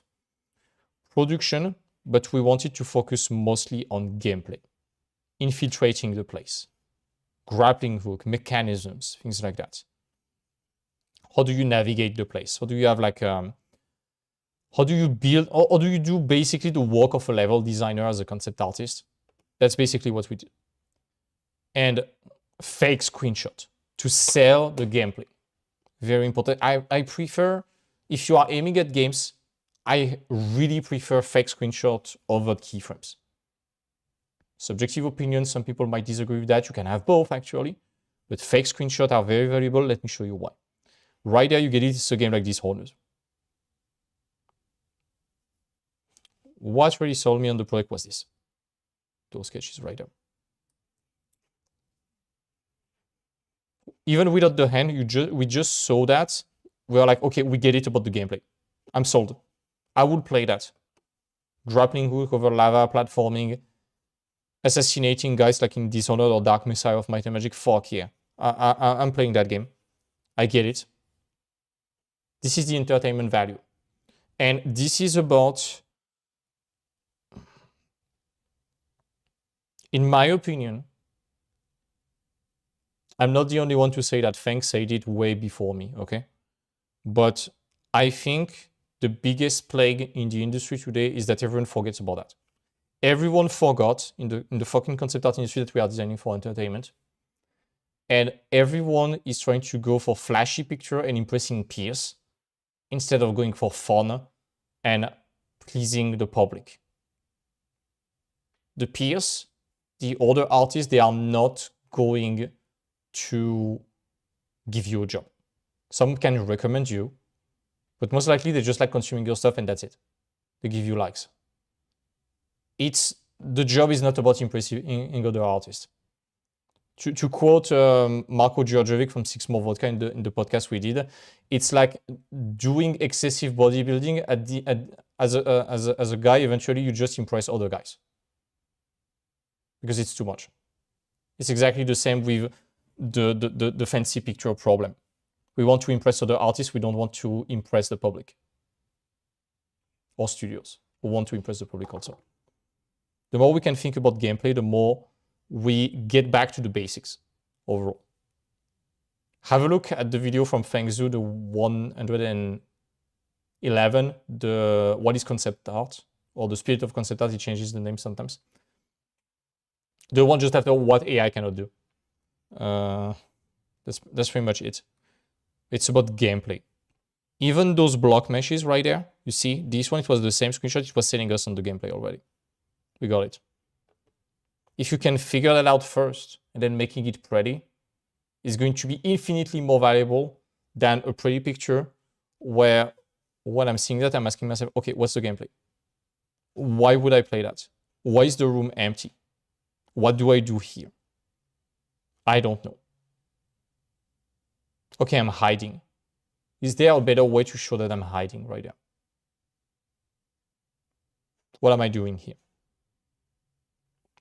I'm not saying that to trash your work. I'm just saying it to mimic the inner dialogue of an art director and the public. It's very important, and I think it's the biggest problem we have in the industry today is that we forgot about that. I understand that everyone is panicked at the moment with the job, the layoff and things like that, and it's not helping make the right decisions. But we have such a trendification in the concept art industry. We have such a, what Leo Avro was calling a TikTokification of it. It's like everyone is trying to go for the quick fixes and the quick stuff. And everyone forgets that you are not doing that job for you. You're not doing that job to get likes. You are doing that job for the public. We are there at the service of the public. We are there at the service of making things fun. And to get back on Nikita, right there, we wanted to focus on that. Some people might say there's too much text and such. I don't care. You want no text? Go there. That's fine. Some people say there is too much. I prefer that there is too much than not enough because we can always curate the portfolio. But this is valuable because it shows you understand the medium you are trying to create. It shows that you have the culture about that and that you understand the codes and that you can embed that into your design. I shared it a lot, this sort of food pyramid. I'm going to draw it again. But you know the food pyramid, guys? This kind of stuff. And then there is like carbs, proteins, and etc. For concept art, it's a bit like this. For most people, the pyramid is about render / visuals. Then it's about story. I have a story, I'm building an IP. It's an IP project, but I have only 2 pictures in it, you know. It's an IP of mine, but none of the characters have names. I'm only showing them once. Then a select few are about function / helping the 3D. And even less people are about fun / gameplay. I think it's a guesstimate, okay? I think we have like 95% of people here. Right there, we are probably at 98.5% of people there.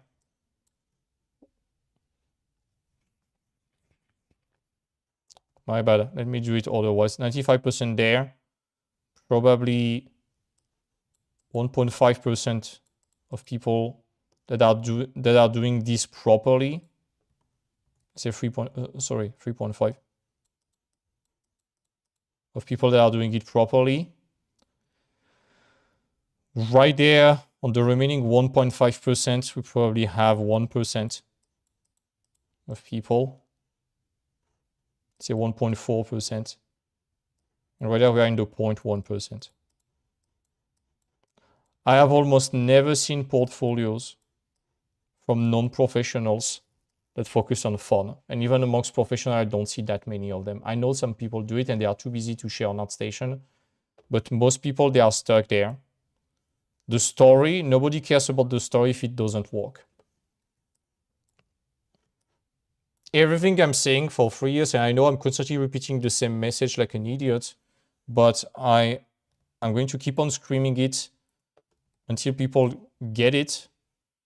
It's like, first you need to think about fun, gameplay, entertainment.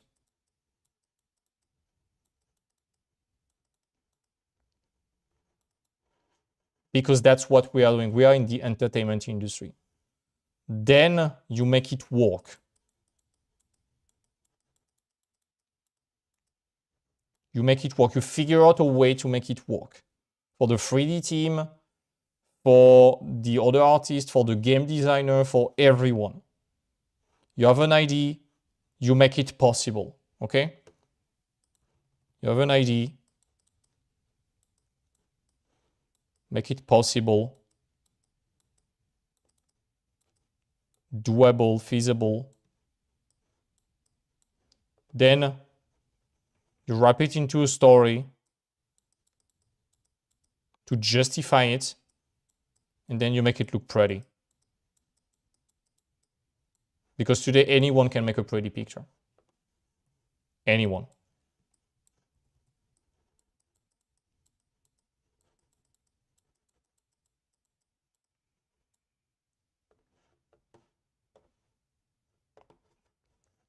And yeah, I agree with you, Cyprian. A lot of people do not bother about that. That's because rendering today is the easiest thing to do.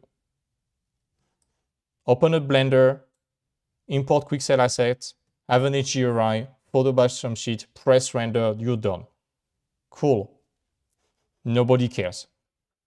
Story, nobody cares if it's empty or not doable, or if the idea is generic.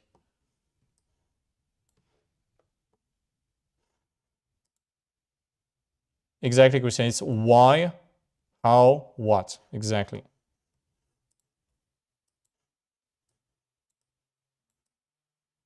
I'm not saying this is the absolute truth, but this is what we do. And you have seen the result across the last 3 years. I think it works. I think we have enough dozens of evidence to prove that it works. And studios backing us and such to prove that it works. So I'm not saying this is the Rosetta Stone of concept art and everyone should do that. I just think we are onto something. And the more we do it, the more, strangely enough, it seems to work. The more we implement fun and gameplay, we started since 2024 when we got our ass beaten to shit by Dardo Studio. Before that, we didn't have it. Just where function, helping the 3D, story, I want you to be storyteller and then make it pretty. Dardo Studio arrived. It was like, okay, that looks pretty. What's the gameplay? What kind of game is it for? We took a fucking beating. But it's the best thing that happened to us. And we are so fucking grateful. So fucking grateful for them beating the shit out of us. And then there was the addition of Axel. That is a mega nerd about gameplay. He's passionate about gameplay and game design and game making. And he cranked it up to 11.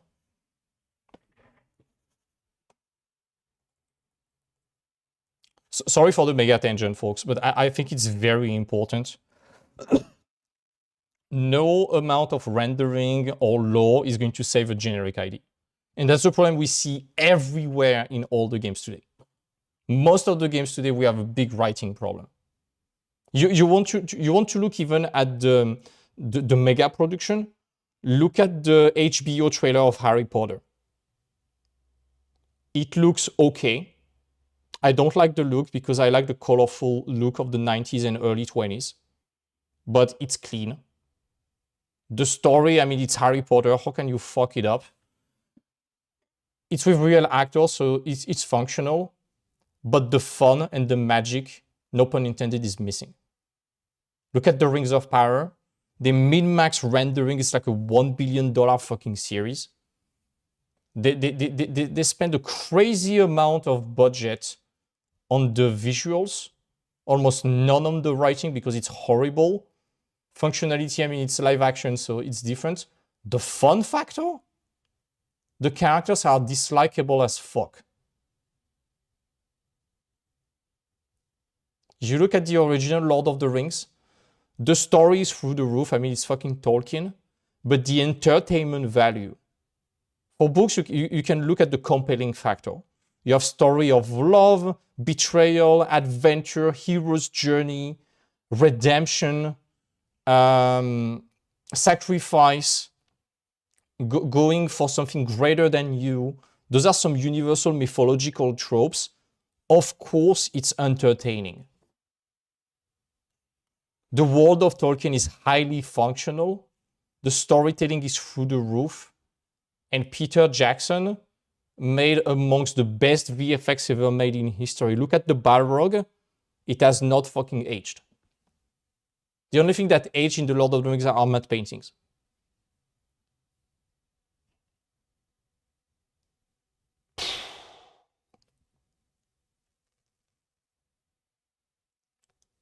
See? I'm not saying it's the truth. It's just that when you try to connect the dots, nothing prevents you from doing it. Lord of the Rings doesn't age because it's real. Because everything is tangible. Those guys were smart, and even for the Balrog, they knew they could not make a crazy creature like that. So they suggested it and they played with the restriction that they had. This is about functionality. This is smart. How do you render something in the dark? How do you render something that's made of shadow and flame? Contrast. Suggestion. If you don't show it, the Balrog is not that tall, you know. In the Lord of the Rings, it's not that tall. But it's just that because it's suggested, it lets the imagination of the viewer, making it way more scary than it is.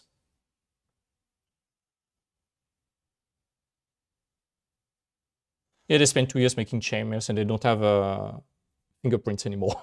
But it's just to show you how important the fun factor it is. I'm going to die on that hill. It's so important. I'm a very emotional player.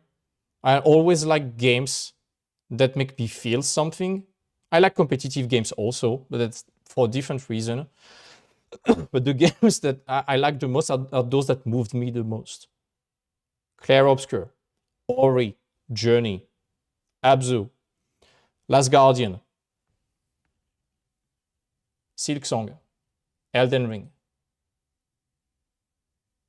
Lord of the Rings, Up, things like this. It's always about the fun. I don't care about the graphics. But generally, if you are good enough to make a crazy good story and a crazy good entertainment value, you are smart enough to make good graphics. Even games like Undertale, crazy story, crazy gameplay, shit graphics, we love the graphics anyways.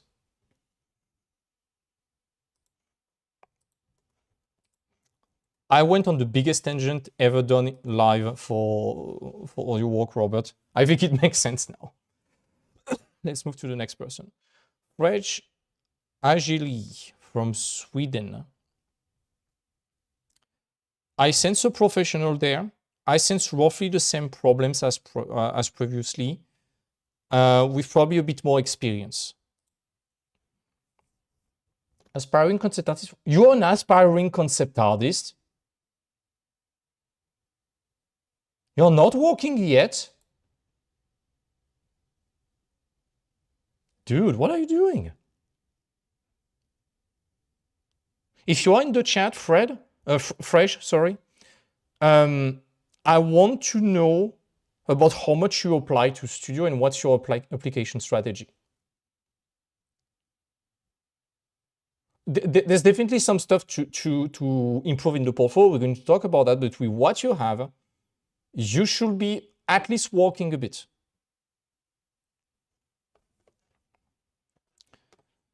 Not building world through design, from sketches and landscape to architecture and polished concept. Careful about the building world things.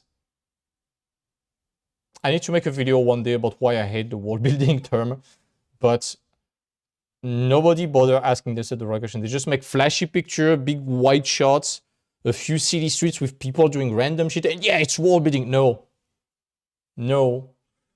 World building is about deeply thinking about how people live and how constraints that you inject into a certain world shape it.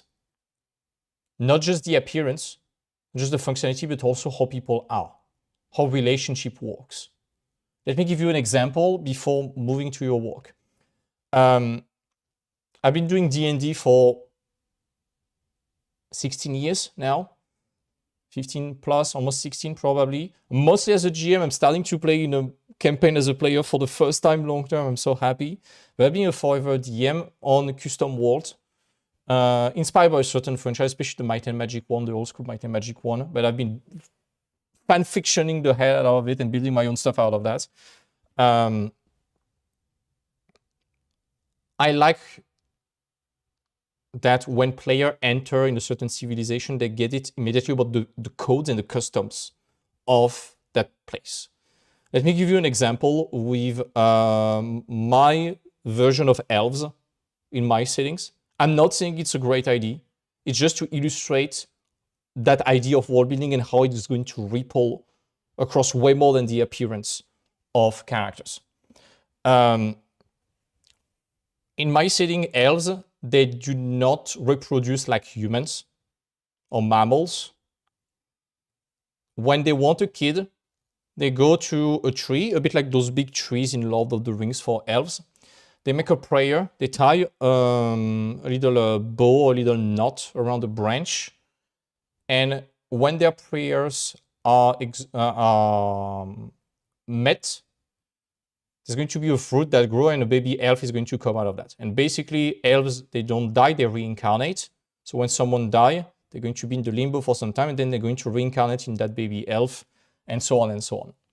So it creates certain things. First of all, elves, they know that they have to be extremely patient to get kids, so they don't have that many. It might take years, potentially decades before the fruit grows, and they have to stay together. So it makes them very conservative about who they choose as a partner, because they want to make sure it works. Of course, they have longevity, so their time perception is different. But that's the first thing. So if you want to flirt with an elf, cool. Actually, because they do not reproduce the same way as human does, unless they are breeding with another race. You can imagine that at night, they are very recreative with sexuality. That's fine. I'm not talking about those subjects in my campaign. It's not interesting, but I was having that reflection. I was like, okay, they are probably like that. But what I want to get back to is that those trees, if they don't have it, they cannot reproduce. Okay? So in one of my campaigns, there's a civilization of water elves. They live on the lake. And basically, they have a big problem. It's that their tree has been seized by a dragon. You know that dragons, they love treasures. And dragons, they love treasures not for the greed itself, but for the ego and the story it tells about them. You pick Smaug in The Lord of the Rings. It's like he has seized the biggest treasure in existence. He's the richest entity in the world, and he defeated the dwarves. And now he's holding that treasure. And they want a big treasure because adventurers are going to try steal it. And the few survivors are going to be able to tell the story of that ginormous treasure, and it's going to contribute into the legend of that dragon. But treasure could be many different things, and I have that rule, besides for one dragon in my campaign, that it's never a treasure with gold coins and things like that. It's always something precious but different. I have one dragon that is not a bad guy. He's having the biggest library in the world. He's trying to hold all the knowledge possible in the world, especially magic and esoteric knowledge. So he's living in a big spire, and he's having the biggest, most expensive, wonderful library you can imagine. And it's building the legend of the sum of all knowledge, you know. And I have one dragon. Her treasure is that tree of the elves. And the legend is crazy because it's literally name of the dragon, the legacy ender, because she literally stopped the legacy of one entire civilization of elves. And elves now are in a big trouble because are they trying to fight the dragon? They're going to lose people, and if they cannot reclaim back the tree, or the tree is damaged, which a dragon menaces to do, all the losses will never come back. So they are doomed to disappear. Or are they able to get back their tree and bring back all the people that they lost? There's going to be a quest for the players, of course. High level. But that's how you can have world building. So if those elves, they cannot reproduce, they're going to be scary and protective as fuck. They're going to never go out alone. They're going to try to use their riches to bribe people into doing stuff for them, especially the dangerous stuff, because they cannot afford to take risk. How do you build an entire civilization that cannot afford to take risk and die? They are immortal, but they cannot die in any other circumstance that is not old age. That's world building, in my opinion. Sorry for the tangent. More breakdowns of my design callout, more prop design, since that might be a more realistic task you might have given as a junior concept artist in studio. My portfolio is focused on epic large-scale environment because I live doing the thing, but I'm not sure that I will actually get me hired. Spoiler, probably not. It's good that you have them. It might be needed sometimes, but you have to cover enough stuff so it justifies hiring you full-time. Let's have a look.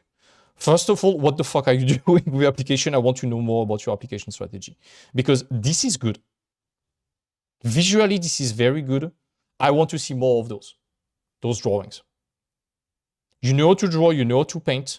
You have the Triforce, you have 3D, you have 2D, you have painting. You know how to do it. So to me, it's not a technique issue at all.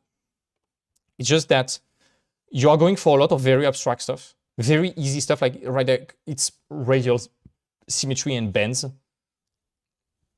I don't understand which civilization it belongs to. Kind of reminds me of the Southbound stuff that Luca Monteleone did. It looks heavily inspired by it. But I'm like, I don't understand the architecture. I don't understand what I'm supposed to look at. I don't understand how they live. And I don't understand how I should play and why I should care about that. Where's the fun? So that's it. And also, I want you to go for design heavy stuff. I think I explained the design heavy stuff. And sorry, I forgot to explain about Nikita. Next project, we're going to go for the most hardest design we can go. Still a lot of gameplay and crazy hard design, like the mirror manor, the clockwork manor in Dishonored 2. We're going to do something ludicrous like that. It's going to be shorter. No explanation, just crazy picture of gameplay, chasms, traps, robots to fight, and things like that. And yeah, it's going to be great.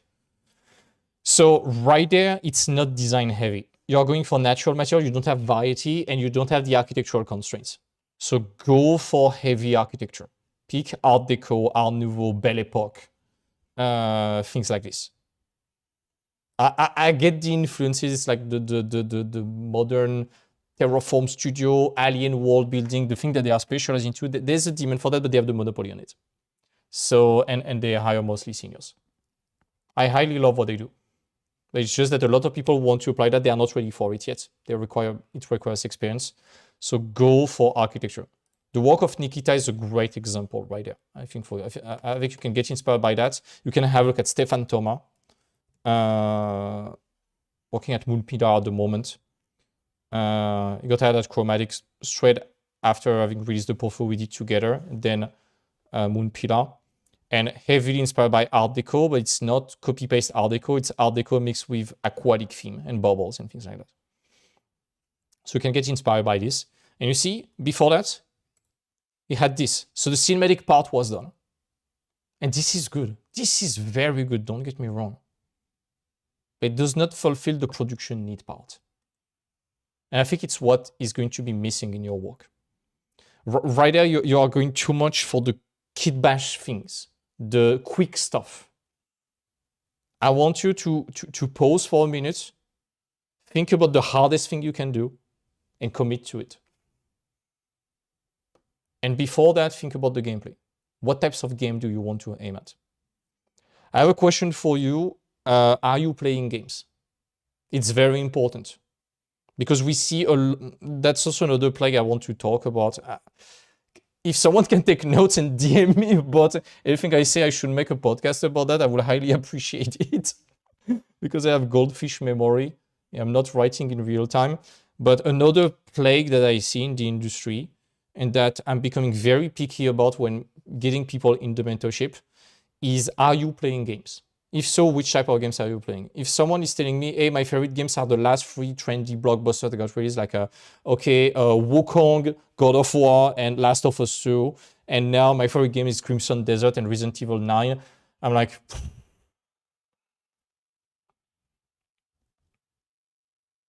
is it really, or is it just because it's trendy? And if it's really, that's fine, that's fine. But I want to see more which game shaped you as a kid. I'm pretty sure you played game when you were a kid, otherwise you would not aim at that industry, or which movies. I want you to connect back to it. It's very important. Because right there, it looks to me a bit too much like a collection of the trendy stuff we have seen recently. Like, to me, this looks like Arc Raiders. Here we go. It feels like Arc Raiders, and I think it's the Danao Warrior tutorial that are having a baby right there. And we've seen those a lot. Again, fantastic tutorial, a lot of incredible Blender shenanigans to learn. But design-wise, my question is, what have you modeled from scratch? Have you modeled that chair from scratch? Or is everything kit bashed? I think everything could be kit bashed there. That's what I was saying recently in the previous video where your portfolio dies. Go watch that video, by the way, if you have not seen it, the where your portfolio dies. That's at least the title of the miniature. There's the ArtStation sign in the middle. There's a bigger enemy than AI, which is Google and Kitbash assets. If you work or if your content can just be summarized as a bunch of Google pictures that have been copied, or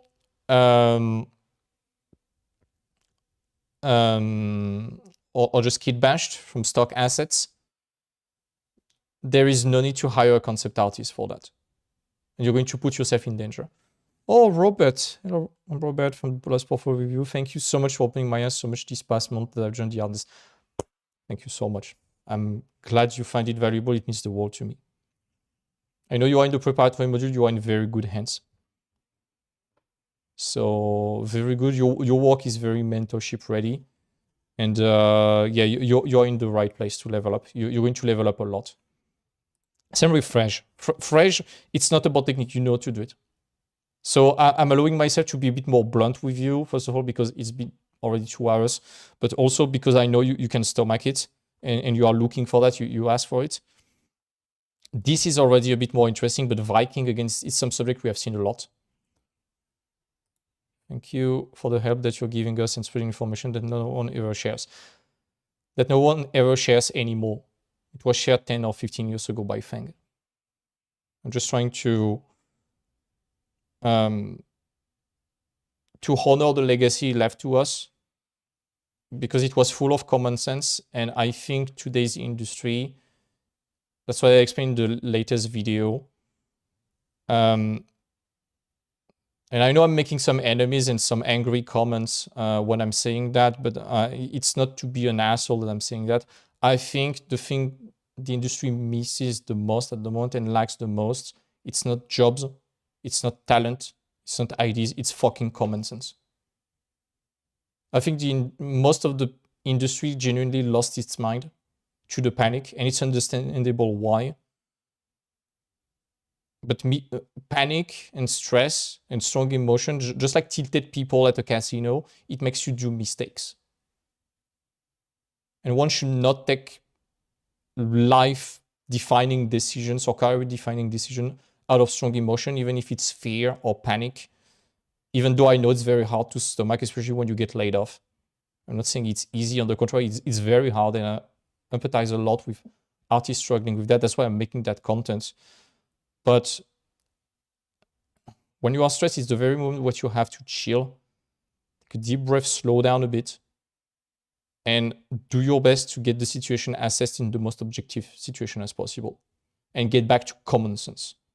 I'm always saying it's all about common sense, what we do at the Art Nest, and everything we are trying to build is meant to stand the test of time and evolution of technology. I hope that what I say now would be viable in like 20 years, regardless of the medium. Sure, maybe you would just think and it will happier, but the fundamentals that I'm trying to teach, I'm building them as best as I can, hoping that it will still stand that test of time.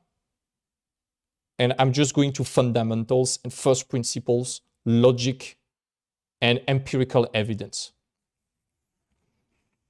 And right there, the example with Vikings is that it's one of those subjects that has been done a lot. God of War, Viking series, Game of Thrones. We can argue about Game of Thrones, but you see my point. The God of War series. AC Valhalla, Northgard, probably a billion more other games. It seems to be that Viking has been done a lot, and it's been very trendy following God of War. It's funny about trends that what becomes trendy in the concept art industry is always the easy stuff. Vikings, post-apocalyptic, things like this. Last of Us, Horizon Zero Dawn, God of War, Ghost of Tsushima. It's the easily Googleable stuff. Isn't it curious that on ArtStation we do not have seen that many clones of Clair Obscur or Baldur's Gate while those games arguably have been mega big hits. Isn't it weird? That's also another note for a podcast later. I think it's interesting to ask ourselves why. I think that's because they are doing very hard design. Belle Époque, from the French culture in Clair Obscur, it's very hard. It's very complex. And Baldur's Gate, they created civilizations out of thin air. Inspired by reality, but it's a lot of extra work to do than just copy-paste some Google photos. That's probably why, despite those games have been mega hits and game of the year/decade, or at least candidates for that, it has not become trendy on ArtStation. We have not seen clones of that. Think about this, folks. The things that become trendy, it's because it's accessible all the time. Just like the TikTok trends. The 6 and 7 shit right there, it's because it's easy to do, you know, and apparently people laugh at that shit. If the trend tomorrow was to skydive a skyscraper in New York, that's already harder to do, you know. Think about that. This is beautiful, dude. So what I want to see, exactly what I shared before. Lot of design and iteration. Lot of proposals on a theme that is design heavy and gameplay heavy. Call out sheets. You documenting your process and being transparent so they know where you start, where you handle a brief, and where you stop. And more importantly, because you are transparent, they will have to test you less. One of the reasons also, another things for another podcast, I have some stuff to explain. I got late the last month, I didn't do anything because I was traveling. But another thing that artists do not understand is why are you getting an artist? Take what I say with a chunk of salt, it's not binary. It's a continuum, okay?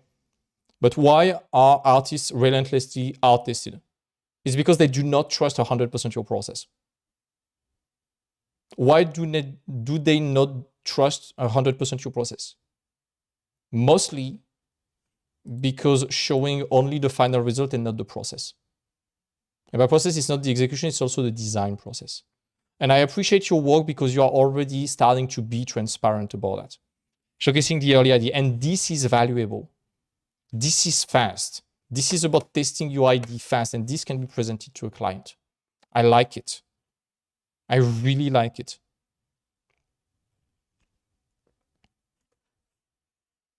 This right there, they don't know what was your brief. This right there, they don't know what was your brief. Conversation, please, Lodo. They don't know what was your brief. They don't know you arrived to that. They don't know. So they don't know you arrived to that. They don't know if it's relevant to the brief and if you fulfilled that brief successfully or not. Does that make sense in the chat, folks? Or am I just speaking another language right now? Because I know I'm freestyling, I'm completely derailing that session right now, but it's some very, very important subject.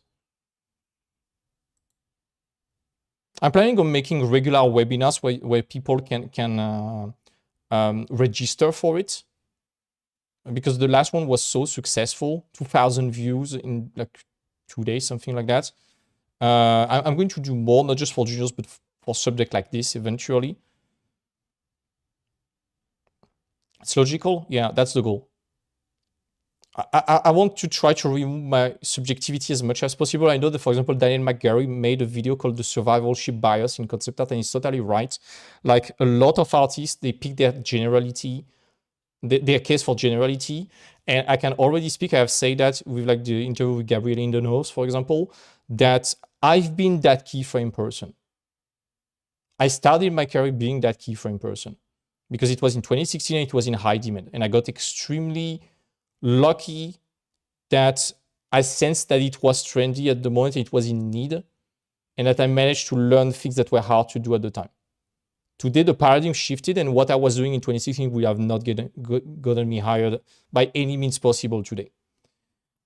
And I saw my career transition from keyframe illustration to more call-out-ish things towards the end.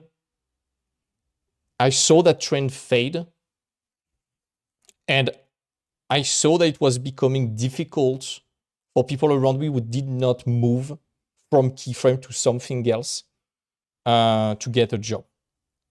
And that's basically when I made the Art Nest. It was not the reason I made it, but it happened when I made it. It has been feeding my thinking process a lot, and I was like, yeah, rule number one, when everyone is doing one thing, you should probably not do that because you become invisible. So I want the gameplay. I want the fake screenshots. You know, to render, you can keep those. That's the kind of profile where you're a junior, so let's be conservative, two chapters of a portfolio, you're set. Honestly, if it's done well, like this, and this was done like a year ago when we did not implement too much gameplay yet. But the Nikita stuff,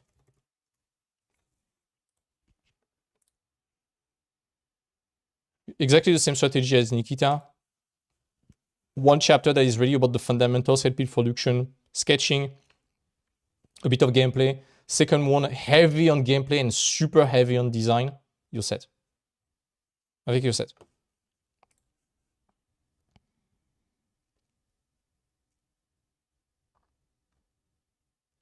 Yep.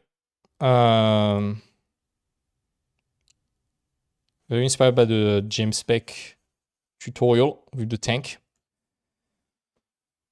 Very inspired by Destiny Rider or Julien Gauthier. You know how to draw, dude. Show it more. Those sketches are valuable. This is so valuable right there. Very inspired by the Dreaming City from Destiny. I like your inspirations. Too much text.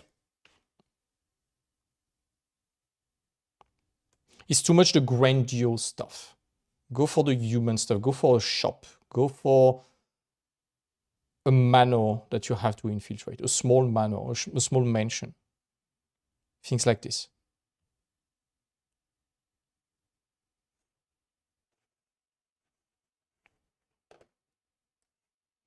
I'm not in your place, so I don't know why you are doing that final year in school. Are you the one doing that final year in school? No, it's RAP, sorry. My bad. I was about to say I doubt about the utility of one more year at school.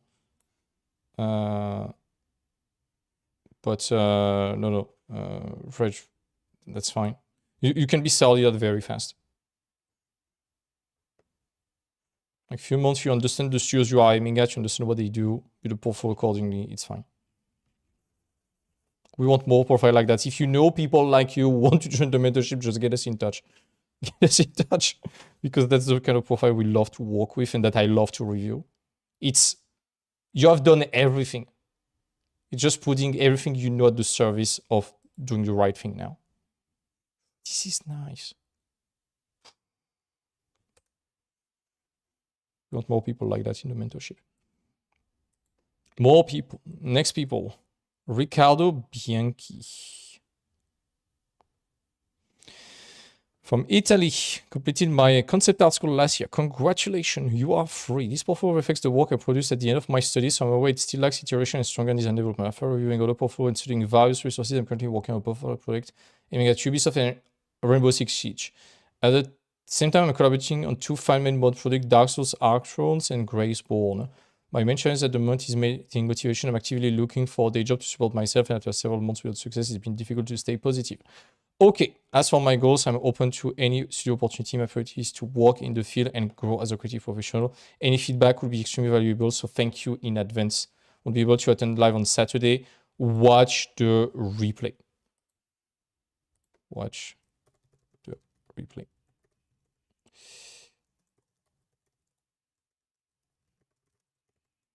Okay, so that's exactly the type of profile I was talking about in my rant regarding panic and stopping and knowing what to do. That's something I see a lot in calls for people applying to the mentorship. It's like, I'm open to any studio opportunity. That's the problem. If you are open to any or to every studio opportunity, your portfolio will target none. And you will shoot yourself in the foot heavily because of that. Sorry, I thought someone rang at the door. That's the first problem. You have, again, watch this video. I don't care if you want to join or not, watch this video. You can ignore the last 5 minutes if you don't want to join, but watch that video, the portfolio guide. It's meant for people just like you. You can also watch my video on YouTube called How to Crop the Portfolio that gets you hired. It's an extended version of that. But it's very important that you watch this because it's going to tell you why it's important to target those studios, how to target them, how to find them, how to analyze them, and hopefully how to build a portfolio that matches what they need. So that's the first thing. Second thing, Ubisoft and Rainbow Six, that's fine. Expand it to more projects like this. Apex Legends, Battlefield, Call of Duty.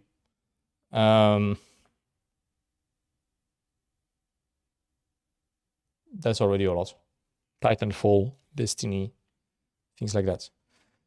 It's important that you have that panel of studios so you know where you are going. Otherwise, you're just going to let panic and discouragement drive your work. And you're going to be very sensitive to hope. And you're going to be very sensitive, and by that I mean any shiny object that is luring you with a quick, easy fix might take a grasp on you and eventually distract you. So it's very, very important. Thank you, Christina, for the link in the chat. It's very important that you remain focused. And to remain focused, you have to establish a strategy. That's what we say to every mentee and everyone in the mentorship. It's like, there's a fuck ton of friction to join the mentorship. It's on purpose. It's because we don't want people who are lured by quick fix, because we are not offering a quick fix. It requires a lot of work. We want people who are aware about that. And even when making that portfolio, we are taking time to plan that portfolio and we set it in stone. Because inevitably, while making portfolios, there are moments where you're a bit discouraged or feeling down. It's a wave, you know. Some people are sometimes you're going to feel up, sometimes you're going to feel down. It's normal. We can almost anticipate the moments now across which stage of the portfolio you are into. That's very well documented. And that plan, it's what is going to safeguard you against dropping out or making a mistake. Or deviating. Or trying something else. You know, it's very similar to the Dunning-Kruger effect. That's something that I share to the mentees. Sometimes it's that thing. It's like, oh my God, I'm feeling bad, I suck. And then, oh my God, I found that crazy tutorial that is luring me with a quick fix and things like that. I'm feeling like a genius and that tutorial is pumping me up and I've learned some stuff and I think I get it. And then you try, it's like, no result. I feel like shit again. And then, oh my God, that new tutorial, that's so good. And you repeat the loop and you get stuck in that thing forever instead of accepting that it's bad and keep on pushing, following a plan. Steady beats smart, always. If one small tutorial was a quick fix that was working to get a career, that guy would be a multi-billionaire. As simple as that. If someone invented the quick fix to jobs in the industry, and I re-insist on quick fix, that person would be a millionaire. But hey, if it was that easy, everyone would do it. What we are doing here, for example, is hard. So, right there, it's about focus. We have a bit of everything. We have characters, you have environment, and characters. I'm kind of surprised to see an environment miniature and a character first. We have some realistic, we have some painterly. We have some space thing, some post-apocalyptic thing. So to me, it kind of describes that going in every direction, trying to grasp at the quick fix of what seems to be a solution. And this is where, you see, even before watching your portfolio, I knew that I've watched it, but I completely forgotten about it because I reviewed like 30-ish portfolios before that video. but it describes exactly what I said. Focus. Define a type of game you want to aim at. Define a style, define a genre, a color palette, some restriction, stick to it. 3 to 4 chapters. Define the specialty. Is it environment or characters? And then, as I was showcasing to everyone else before, document your process. Offer them drastically different iterations. Sketches. Go for the hard stuff. Avoid post-apocalyptic. Nothing against post-apocalyptic as a player, but as a concept artist, I don't think I can ever recommend post-apocalyptic to anyone for a portfolio. I don't see in which shading I can recommend that. Unless you are the biggest mega nerd about Fallout and you have been dedicating your entire life to matching that style. And you live in the US and you probably have some connections with Bethesda. In that case, let's talk. But in no other setting would I ever recommend post-apocalyptic today. 2 years ago, why not? Today, no fucking way. Post-apocalyptic, samurai, Vikings, I will never recommend that to anyone today. Even if you love the subject, it's too saturated. Everyone and their one has been doing that. Like, just...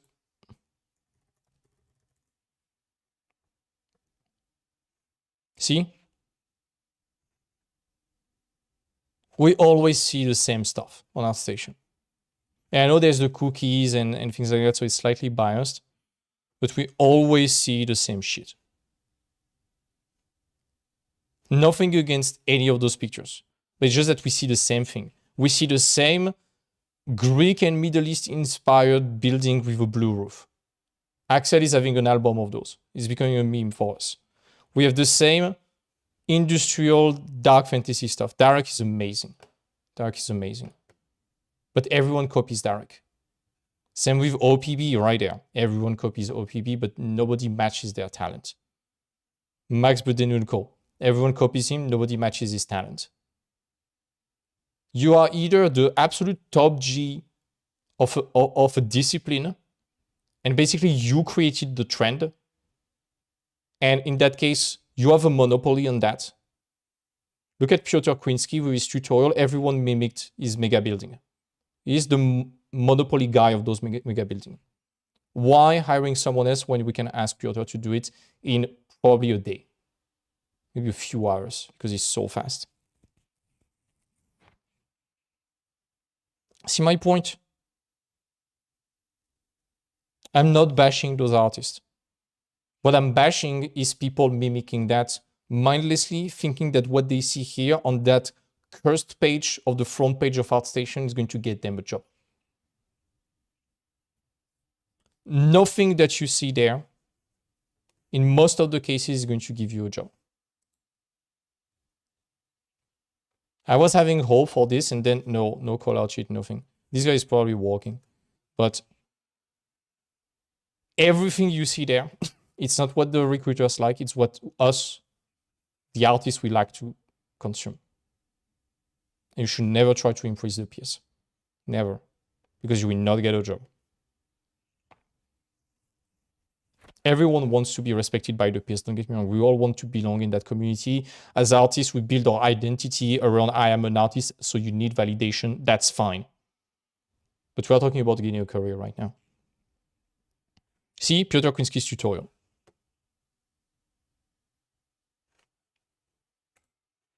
We can recognize them immediately.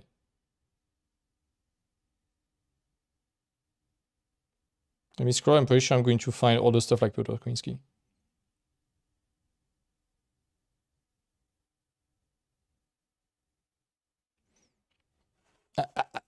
Even right there, clones of Riot and Riot and Riot. There's more to stylize than Riot and Arcane style, you know. Ah, Arcane, good. OPB again. See how the Piotr Kwiński style defined that thing? That project? Hey, Piotr Kwiński right there. Oh, it's by Hugo. Good body. from student and he's at New Edge, he's about to graduate. Anyways, I think it's clear. If you are in the mentorship, I will tell you, I want to see a shop. I want to see a gameplay heavy place that matches the gameplay that you're doing. So let's say you're doing Rainbow Six, it will be an interior with shooting grounds and things to infiltrate and verticality and maybe a glass ceiling that you can jump into and swat through, etc. I would like the subject to be colorful, not dull like modern military stuff. So instead of aiming at modern military stuff, I would pick a subject that is more colorful. Let's say 1930s Chicago or New York style Art Deco shooter with spice and things like that. Super colorful environment with red, velvet, gold, brass, things like that. That's the kind of stuff I've done, a bit like the Empire State Building, for example. That's the kind of stuff I would do. Crazy weapon inspired by Art Deco. You want to go for the hard stuff because modern military, it's not very design heavy overall. Dark fantasy, careful. That's also a style I say people to be careful. You want to do dark fantasy, do not do dark fantasy. Do something like Baldur's Gate with colorful character, and you can sprinkle some dark stuff. Like the stuff you see in Act 2 or certain part of Act 3 in Baldur's Gate, it's very dark. But everything you see in Act 1, for example, for a long time, it's extremely colorful and bright. Like the Letende Temple, Rosemary Temple, the Druid Groves.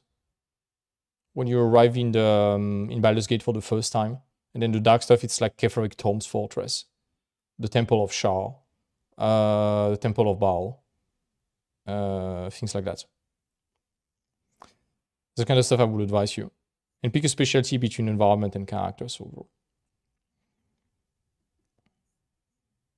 Okay. We have 3 more to do.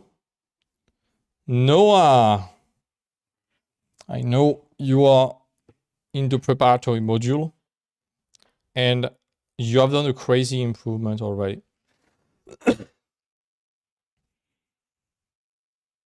Trying to quit graphic design job to get the job as a character concept artist.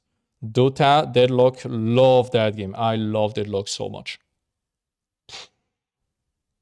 It's addictive as fuck. I love that game. LOL, Fellowship. Heaney got hired on Fellowship, actually. That's what I said recently. I finished the V2 of Felara last week with the preparatory module. Worked on for a while and I think I'm ready to move on. I don't know what to move on to do or should. Did you do... if you are in the, yeah, you are in the chat. Did you do the contest, Noah? I'm sorry, my brain is fried. I reviewed like 70 people in 2 days. Did you do the contest, Noah? Don't remember. You can pick that subject. I was thinking of faking what I learned in performance a brand new product with a trio of character for a fantasy Wild West setting. Cowboy, Wizard, Arc, Bounty Hunter, Galloping Dragon Horse. This is good. This is good. This can be very close to Deadlock. I like it. Community meeting some artists. Quite ready to do that. Focus on your portfolio for now, I think. Should be calling many artists that work on projects. I want to work for a pseudo artist, which I like the idea, but I'm not sure how to do.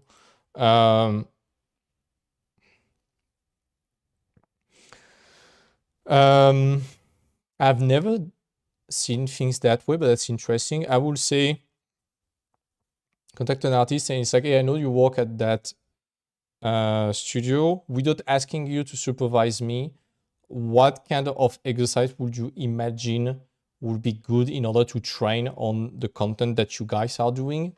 It's probably a good question that I will ask. Something like this, you need to put the form, of course. I'm saying it very bluntly right now.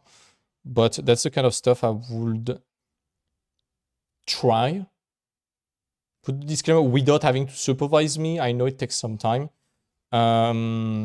You ask it, and when it's done, you send it to them. It's like, hey, I'm not expecting feedback, but I just wanted to share it to you. It was very nice. Thank you. I learned this and that.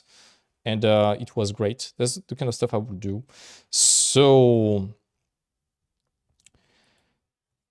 I think the style of Deadlock is very good. It's not fully established yet, of course. I would love to do a video just on the evolution of Deadlock and why it was so smart to pivot visually towards this. Because before it was looking like the most metaverse piece of boring shit ever. And they just risking the entire game with this kind of New York esoteric occult stuff, which I love. And they won. They just won. The game is not out yet. There's like 6 figures player playing nonstop. There's already tournaments while the game is in beta. That's crazy. So I will do a heavy style study of Deadlock. Characters like Lash, Dorman, Mina, Graves. I think Graves is a new standard of style for Deadlock. You can sense that the most recent characters, they are a bit more mature in terms of design. You look at Graves, you look at Celeste, you look at, I think Rem is going to be slightly revamped. He's my main, I love playing Rem.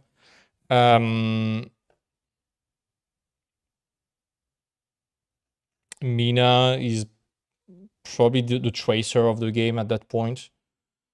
Apollo is so cool. He's very close to Will from Baldur's Gate. It's funny. Drifter is incredible in terms of design. I hate playing against that character, but he's very good. I think Victor is going to be revamped visually. It's a bit falling behind. Same with Yamato. Viper is definitely going to get a revamp. It looks horrendous from the back. Pocket is amazing in terms of style. So there's definitely some stuff you can study, especially with the most recent characters. But I think the older character, they're going to be revamped subtly, but still revamped a bit. So that's the first thing. But stylistically speaking, it's already very good, and I like to see the improvement in the trajectory in which people are going. And just so you know, thanks to the preparatory module, guys, look at the improvement. Went from this to that. From this to that. Not bad. It's a different style, I know. But there's more complexity, there's overlap, overlay, there's tangibility. So extremely mentorship ready again. And extremely well implemented overall.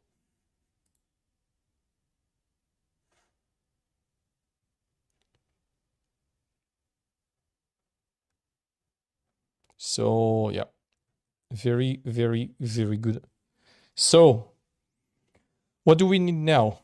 You already know it about the iteration, the designs, and things like that. And I remember those. I remember that one. I loved it so much. Those two, I love those so much. I love that one. So cute. It does not fit the character, but it's so funny. So I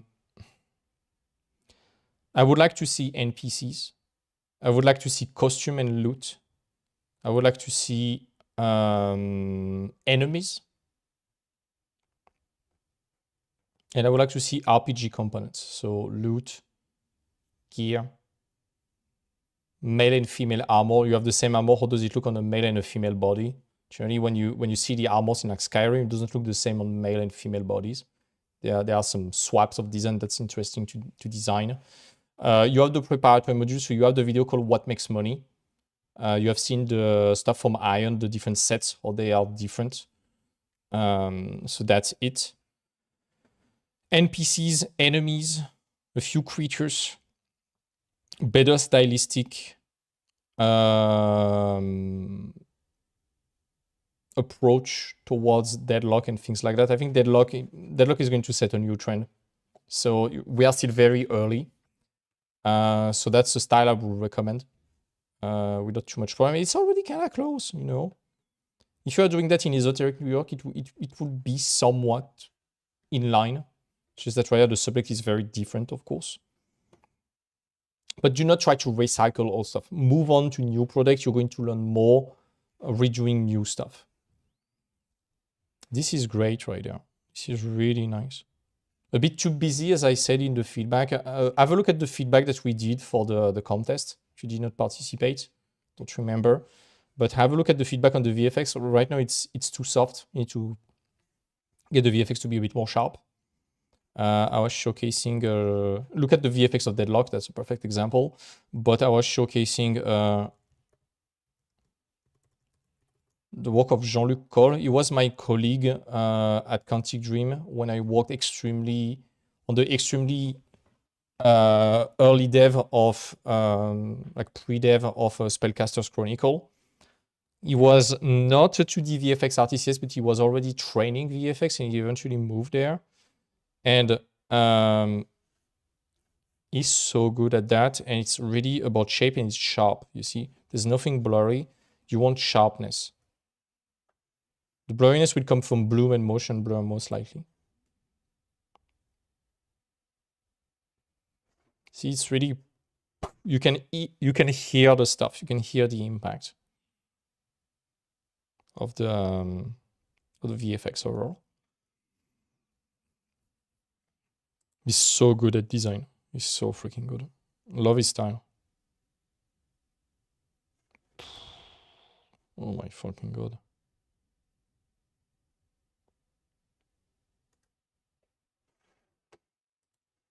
So yeah. So that's kind of stuff I would like to see overall. But this is a massive improvement right there. This is something, certain parts, they are the level of certain mentees already, like the belt and certain part, they are really, really good. Certain order, like the face and such, needs a bit more work and stuff, of course. And the character is too clean. You need dirt and grime and story on it. We talked about that in the preparatory module, and you see, you have them right now, but it's still too clean. I think you want to be too polished. You will have to learn how to have a bit of grit in some of your rendering and to be a bit more loose. Everything is sharp, you see. You can sense you are very zoomed in when you are painting and such. And sometimes you will have to suggest things a bit more and let things go a bit more. It will come with practice. I'm not very worried about that. Still, it's a mega big improvement.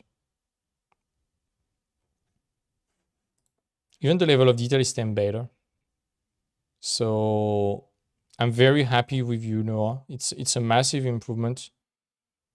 I will contact you eventually if you want to do a little interview or something like that. Like a little interview to share your experience and such. I'm trying to contact a few people from the preparatory module to do that. And this is definitely worthy of one because this is a big improvement. I really like it. You have to settle on a style because you see right there before it went from stylized to something a bit more realistic. A bit like D&D books to more stylized. I think you are starting to find your way also. So it's a good thing. So yeah, that's it. Next person, Danny Kundish. I'm sorry for butchering your name. I will not even try.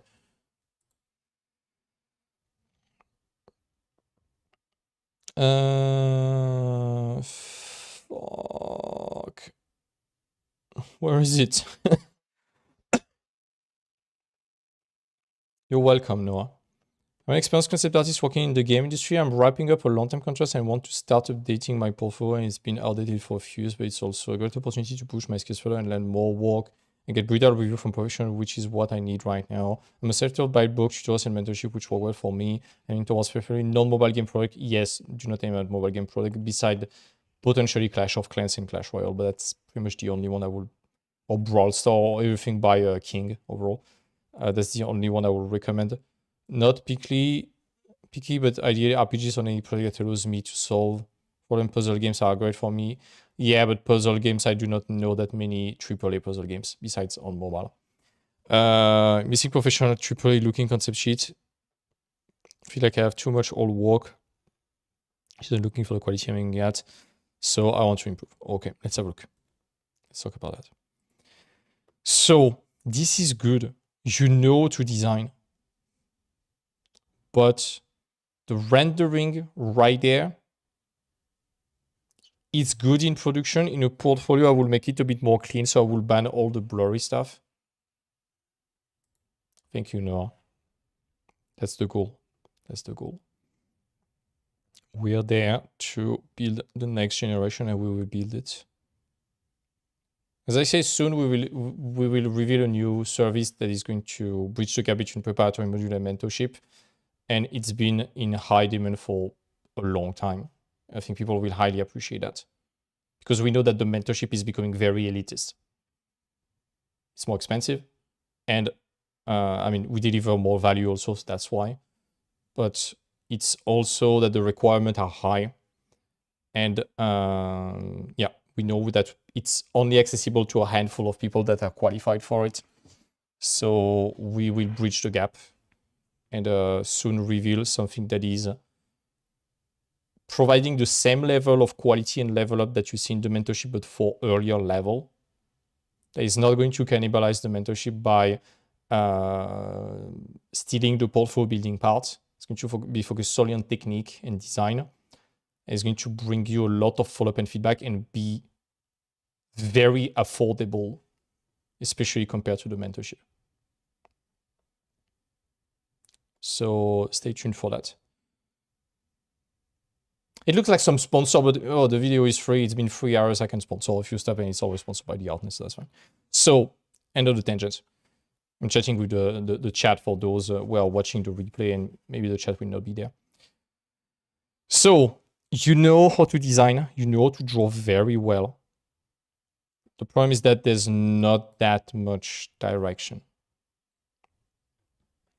I like this kind of Art Deco inspiration mixed with industrial. It's just that it's a bunch of random things stuck together and feels old. My intuition tells me that it's old, that you could do better. It was probably done for production given the inexistent paging. So I will heavily advise you to consider building a dedicated portfolio that is not made of professional work, that showcase your current level. As I said, that is targeted towards a set of studios you are aiming at. So you are also in a situation where please go watch that video, the artnest.academy/portfolio guide. It appears on the screen right now. It's readable. That video, go watch it. This is the process you need to follow to make that portfolio. Without the studios, and I think you did not mention them, that's the first thing. You need to define a direction. Then out of that, you define a strategy and a portfolio project, commit to it, and then you apply to those studios and those adjacent to it. You know how to design, you know how to draw. So it's about getting back to the basic. With the review that I gave to other people before, I think it's clear. So I want to see early sketches, call-out sheets, complex things overall, because right there, it's good. It's really good. But I would like to see things with gameplay. A bit like the Nikita stuff with the platforming stuff, etc. I can show you also the stuff from Axel. Here we go.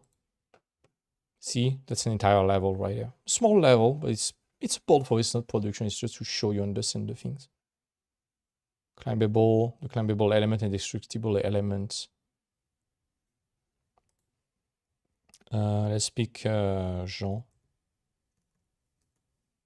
Jean released some very gameplay heavy stuff. It's a bit a new staple for us now.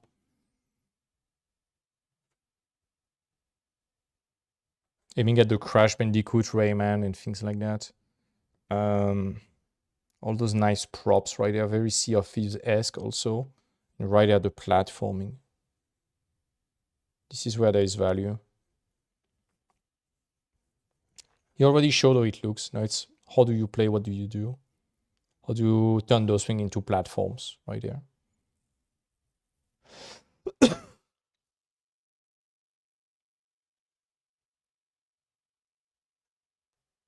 See? Thinking like a game designer. You don't have to be complex about that. You just have to show you can use that game design as an excuse to design cool stuff. Because I'm pretty sure it was your case, Danny. In a studio, they give you the gray box and you have to make it pretty. That's exactly what we are doing right there. Except that you have to make your own gray box. See? The pathfinding towards the ship, how you move those platforms that are initially there, you move them. Now you can platform and get out, etc. because that part is crashed, etc. That's the kind of stuff that is important. Here we go. Gameplay, gameplay, gameplay. This is very Feng Zhu inspired. I appreciate that. Working with a bit of 3D will help you just for the base, and then you can draw on top. You can trust your drawing abilities. This feels old, yeah. You could at your ArtStation to have the dates. Oh, we have a bit more stuff. Oh, it's not the same content at all. Yeah, you have to curate your portfolio. There's too much old stuff. And when a reviewer sees that, they are going to always judge your portfolio based on your worst pieces. And because a lot of stuff seems old, yeah, 2 years ago, 10 years ago, yeah. All of that, you put it into an old album. And you have your old album, and you're gonna replace and create a new portfolio. I think because you have experience, you have years and years of experience, just like any other pros, if done properly, based on the average we got with other pros, let's be conservative, 1.5 chapters and you can be solved. That's what we get generally with most pros. So let's assume 2 worst case scenario. You're set because you're a pro and you're probably very efficient. It's just a matter of a few months with proper help and feedback and proper plan can be done. So yeah, but right there, I don't know what you are targeting. It feels like you are working on some mobile stuff and indie stuff. If you want the AAA stuff, you will have to study the stylized games that you are aiming at. I'm assuming you want to do stylized game. If you want to do realistic, you do the same. But let's say you want to do stylized game, look at Kena, Ori and the Blind Forest, No Rest for the Wicked, Sea of Thieves, Crash Bandicoot, Spyro, Wayfinder, things like this. Commit to that direction. Show you can be an expert about it. And I'm not very worried about it. Sorry, it's becoming a bit late. I'm a bit tired. Next person, Suna Frias. It's the last person. So.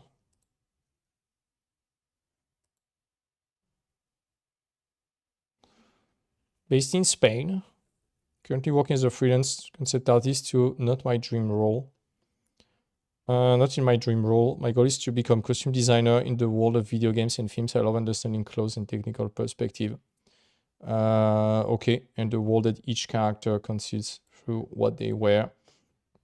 I love the opportunity to receive feedback and honest feedback on my work and my career project. Do all the concept art so that I can improve my portfolio, increase my opportunity, and achieve my goal. I'm currently developing portfolio based on existing IP. Continue The Witcher. Don't make fan art. Build your own IP. I'm going to show you some examples. But creating characters from scratch and making them fit into already established world, my objective is to take them to make sense culturally, technically, and practically. Dream company CDPR, Sucker Punch. Okay. We are meeting 1 year too early, maybe a year and a half, because currently I'm in touch with Grinding Gear Games to potentially bring them some extra talents. They already know this one and potentially hired it, wink wink. And they explicitly told me that they were looking for costume designer for their microtransaction team for Path of Exile, so armor, cosmetics, gear and such. So there is demand for that. And this is exactly what I was saying before to other people. Like, you do RPG, you have to design loot. You know what? Let me give you a little preview from the preparatory module to illustrate what I mean by that. You already know what to do. So do more costume, do more skins, do more weapons, do sets of stuff. Okay, let me show you. Milanote is a bit heavy at the moment, but for solo games, RPGs, character customization, sets of weapons, tiered set of loot and armor. Since Skyrim, we have the iron set, the steel set, the orc, elven set and armor, etc. How they look on different characters, male, female, etc. You can design the hell out of that and make an entire portfolio about that. It's very junior friendly. Almost nobody does only that. And if you do it well with a lot of taste, and I insist on a lot of taste and design heavy, not just bashing a photo, there is demand for that. The games that succeed the most tend to be solo games, and a lot of them are RPGs. So it's safe to do that. You can also do tiered loot. You see like the blue gear versus the golden gear versus the epic gear versus the purple gear. How they adapt to male and female for the different classes. Plate, chain, leather, robe, gunner, bard, etc. That's the kind of stuff I would advise you to think about. That's heavily in demand. Like massively. I don't understand because it's common sense. It's like you just have to look at the content that they do for every game and what is being monetized and what is bringing the bread and butter of the game. You just have to do that and you can make an entire portfolio out of it. And cosmetics, almost nobody does that. Sets of gear, almost nobody does that. Not just for RPG, but it can be for MMOs, can be for shooters sometimes. Rather, it's for the gacha games. So I know there are some weird pictures there. Those things brings hundreds of thousands of dollars to Riot every single day. So by doing those, you are telling them, hey, guess what? I know you make money, I'm good at that. And for RPGs, it's like, hey, guess what? I know what makes the player stay for a long time and buy your game and your DLCs. Guess what? I'm good at that. So with that being said, let's have a look at the work. Do not do the Witcher fan art. Look at Jess.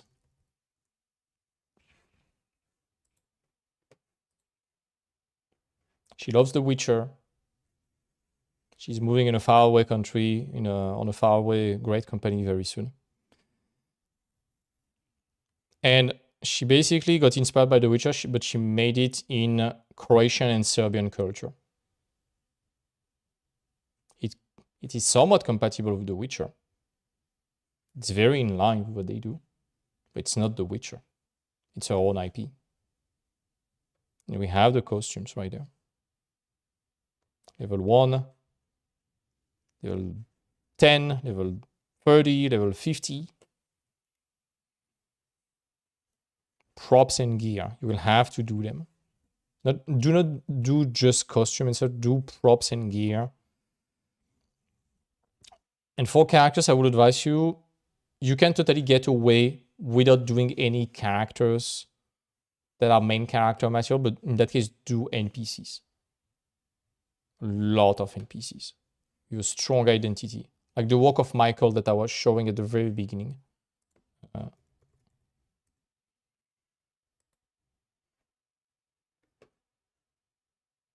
Those. See what I mean?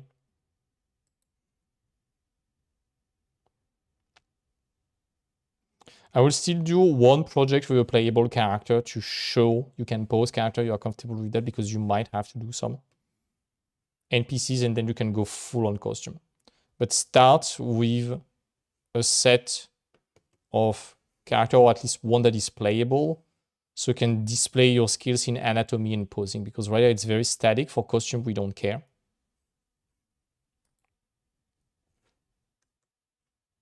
But it's important that you show variety.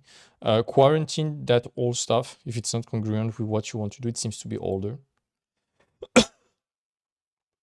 It's different in style overall, so make sure to match the style. Right there, it feels like student work a bit.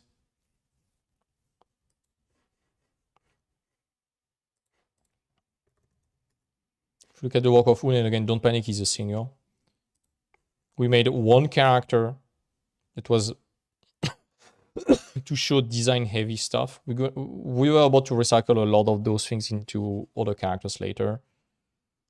Costume design checked. Gear set checked. Prop check. Prop check. Creature, it was not planned, but Un was crazy enough to make a griffin, so I'll take it. Armors check. Turnaround check. VFX check. We check basically every box. This one, now that we have checked the box regarding turnaround and such, we could just go into crazy design, not bothering about the back view, the turnaround. So it was about abilities, props, key poses, just designing pure characters, so to show variety overall and crazy cool stuff. Spells. Un's career was really catapulted with those two chapters that he released almost at the same time. Look at the video that we released yesterday about him. It's on the YouTube channel. It's very interesting. And when he released that, he exploded. Absolutely exploded. Because bad guys, crazy armor, crazy weapons. Motherfucking dragon that I told him, hey, I don't know how much you have done it in 3D, but would you mind finishing it in 3D? I would be willing to pay to print it and paint it, and I'm willing to offer it to him. I don't care. That would be a crazy dragon for a D&D campaign. I should reach back to him about that. I would love to print it, and maybe next time we have a booth, we have it or something like that. That would be crazy. Crazy good. In terms of costume and design, you can prove costume and crazy design by showcasing wide variety of the character. You see what I was saying at the very beginning, exploring different poses, different body shape, different costume, different everything. That's also how you can do costume design, you know. Because right there we have some costume design. It's not the same character. It's not the same costume. It's not the same selling point. It's different costume design plus other things at the same time. And I would advise you to always try to over-deliver rather than just do one thing well, over-deliver. Try to tick more boxes with it without it taking it too much time. Or without spreading yourself too thin. Okay? Go for drastically different shapes and silhouette also. Right there, it's good. I can see that you made your research. You have the overlap, you have the dampening, you have the gambeson, you have the articulation. It's functional.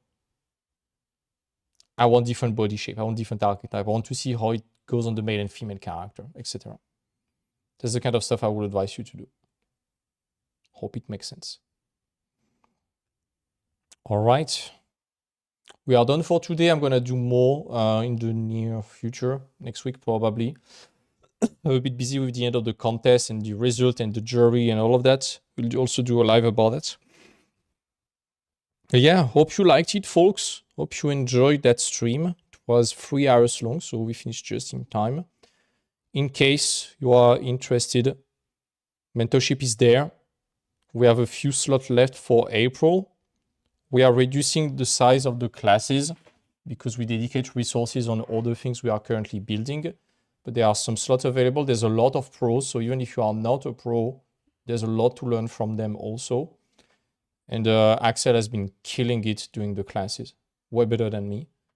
So yeah, that's the little advertising, because that's also how we make money and how we can sustain and deliver content for free. Preparatory module release is going to be, we don't know yet. Some people can get it privately sometimes if they ask. So you may consider that. And stay tuned for the new service we're going to propose to bridge the gap towards the mentorship, or just to level up your technique and design super aggressively with the same quality that we give to the mentees, just adapted to your level. It's coming very soon. A lot of people are going to like it. It's going to be very affordable. It's not going to be about building a portfolio. It's going to be an imposed exercise to standardize things and track you better. But people are going to like it, and there's a lot of demand for that. That's pretty much it, folks. That's it. Hope you enjoyed the stream. More coming. I want to make more presentation. If someone has taken note about all the things that I said, hey, I need to make a stream about it, DM me with it. I will archive that list and I will start writing content about it because I love to talk about these. And see you soon. Bye-bye.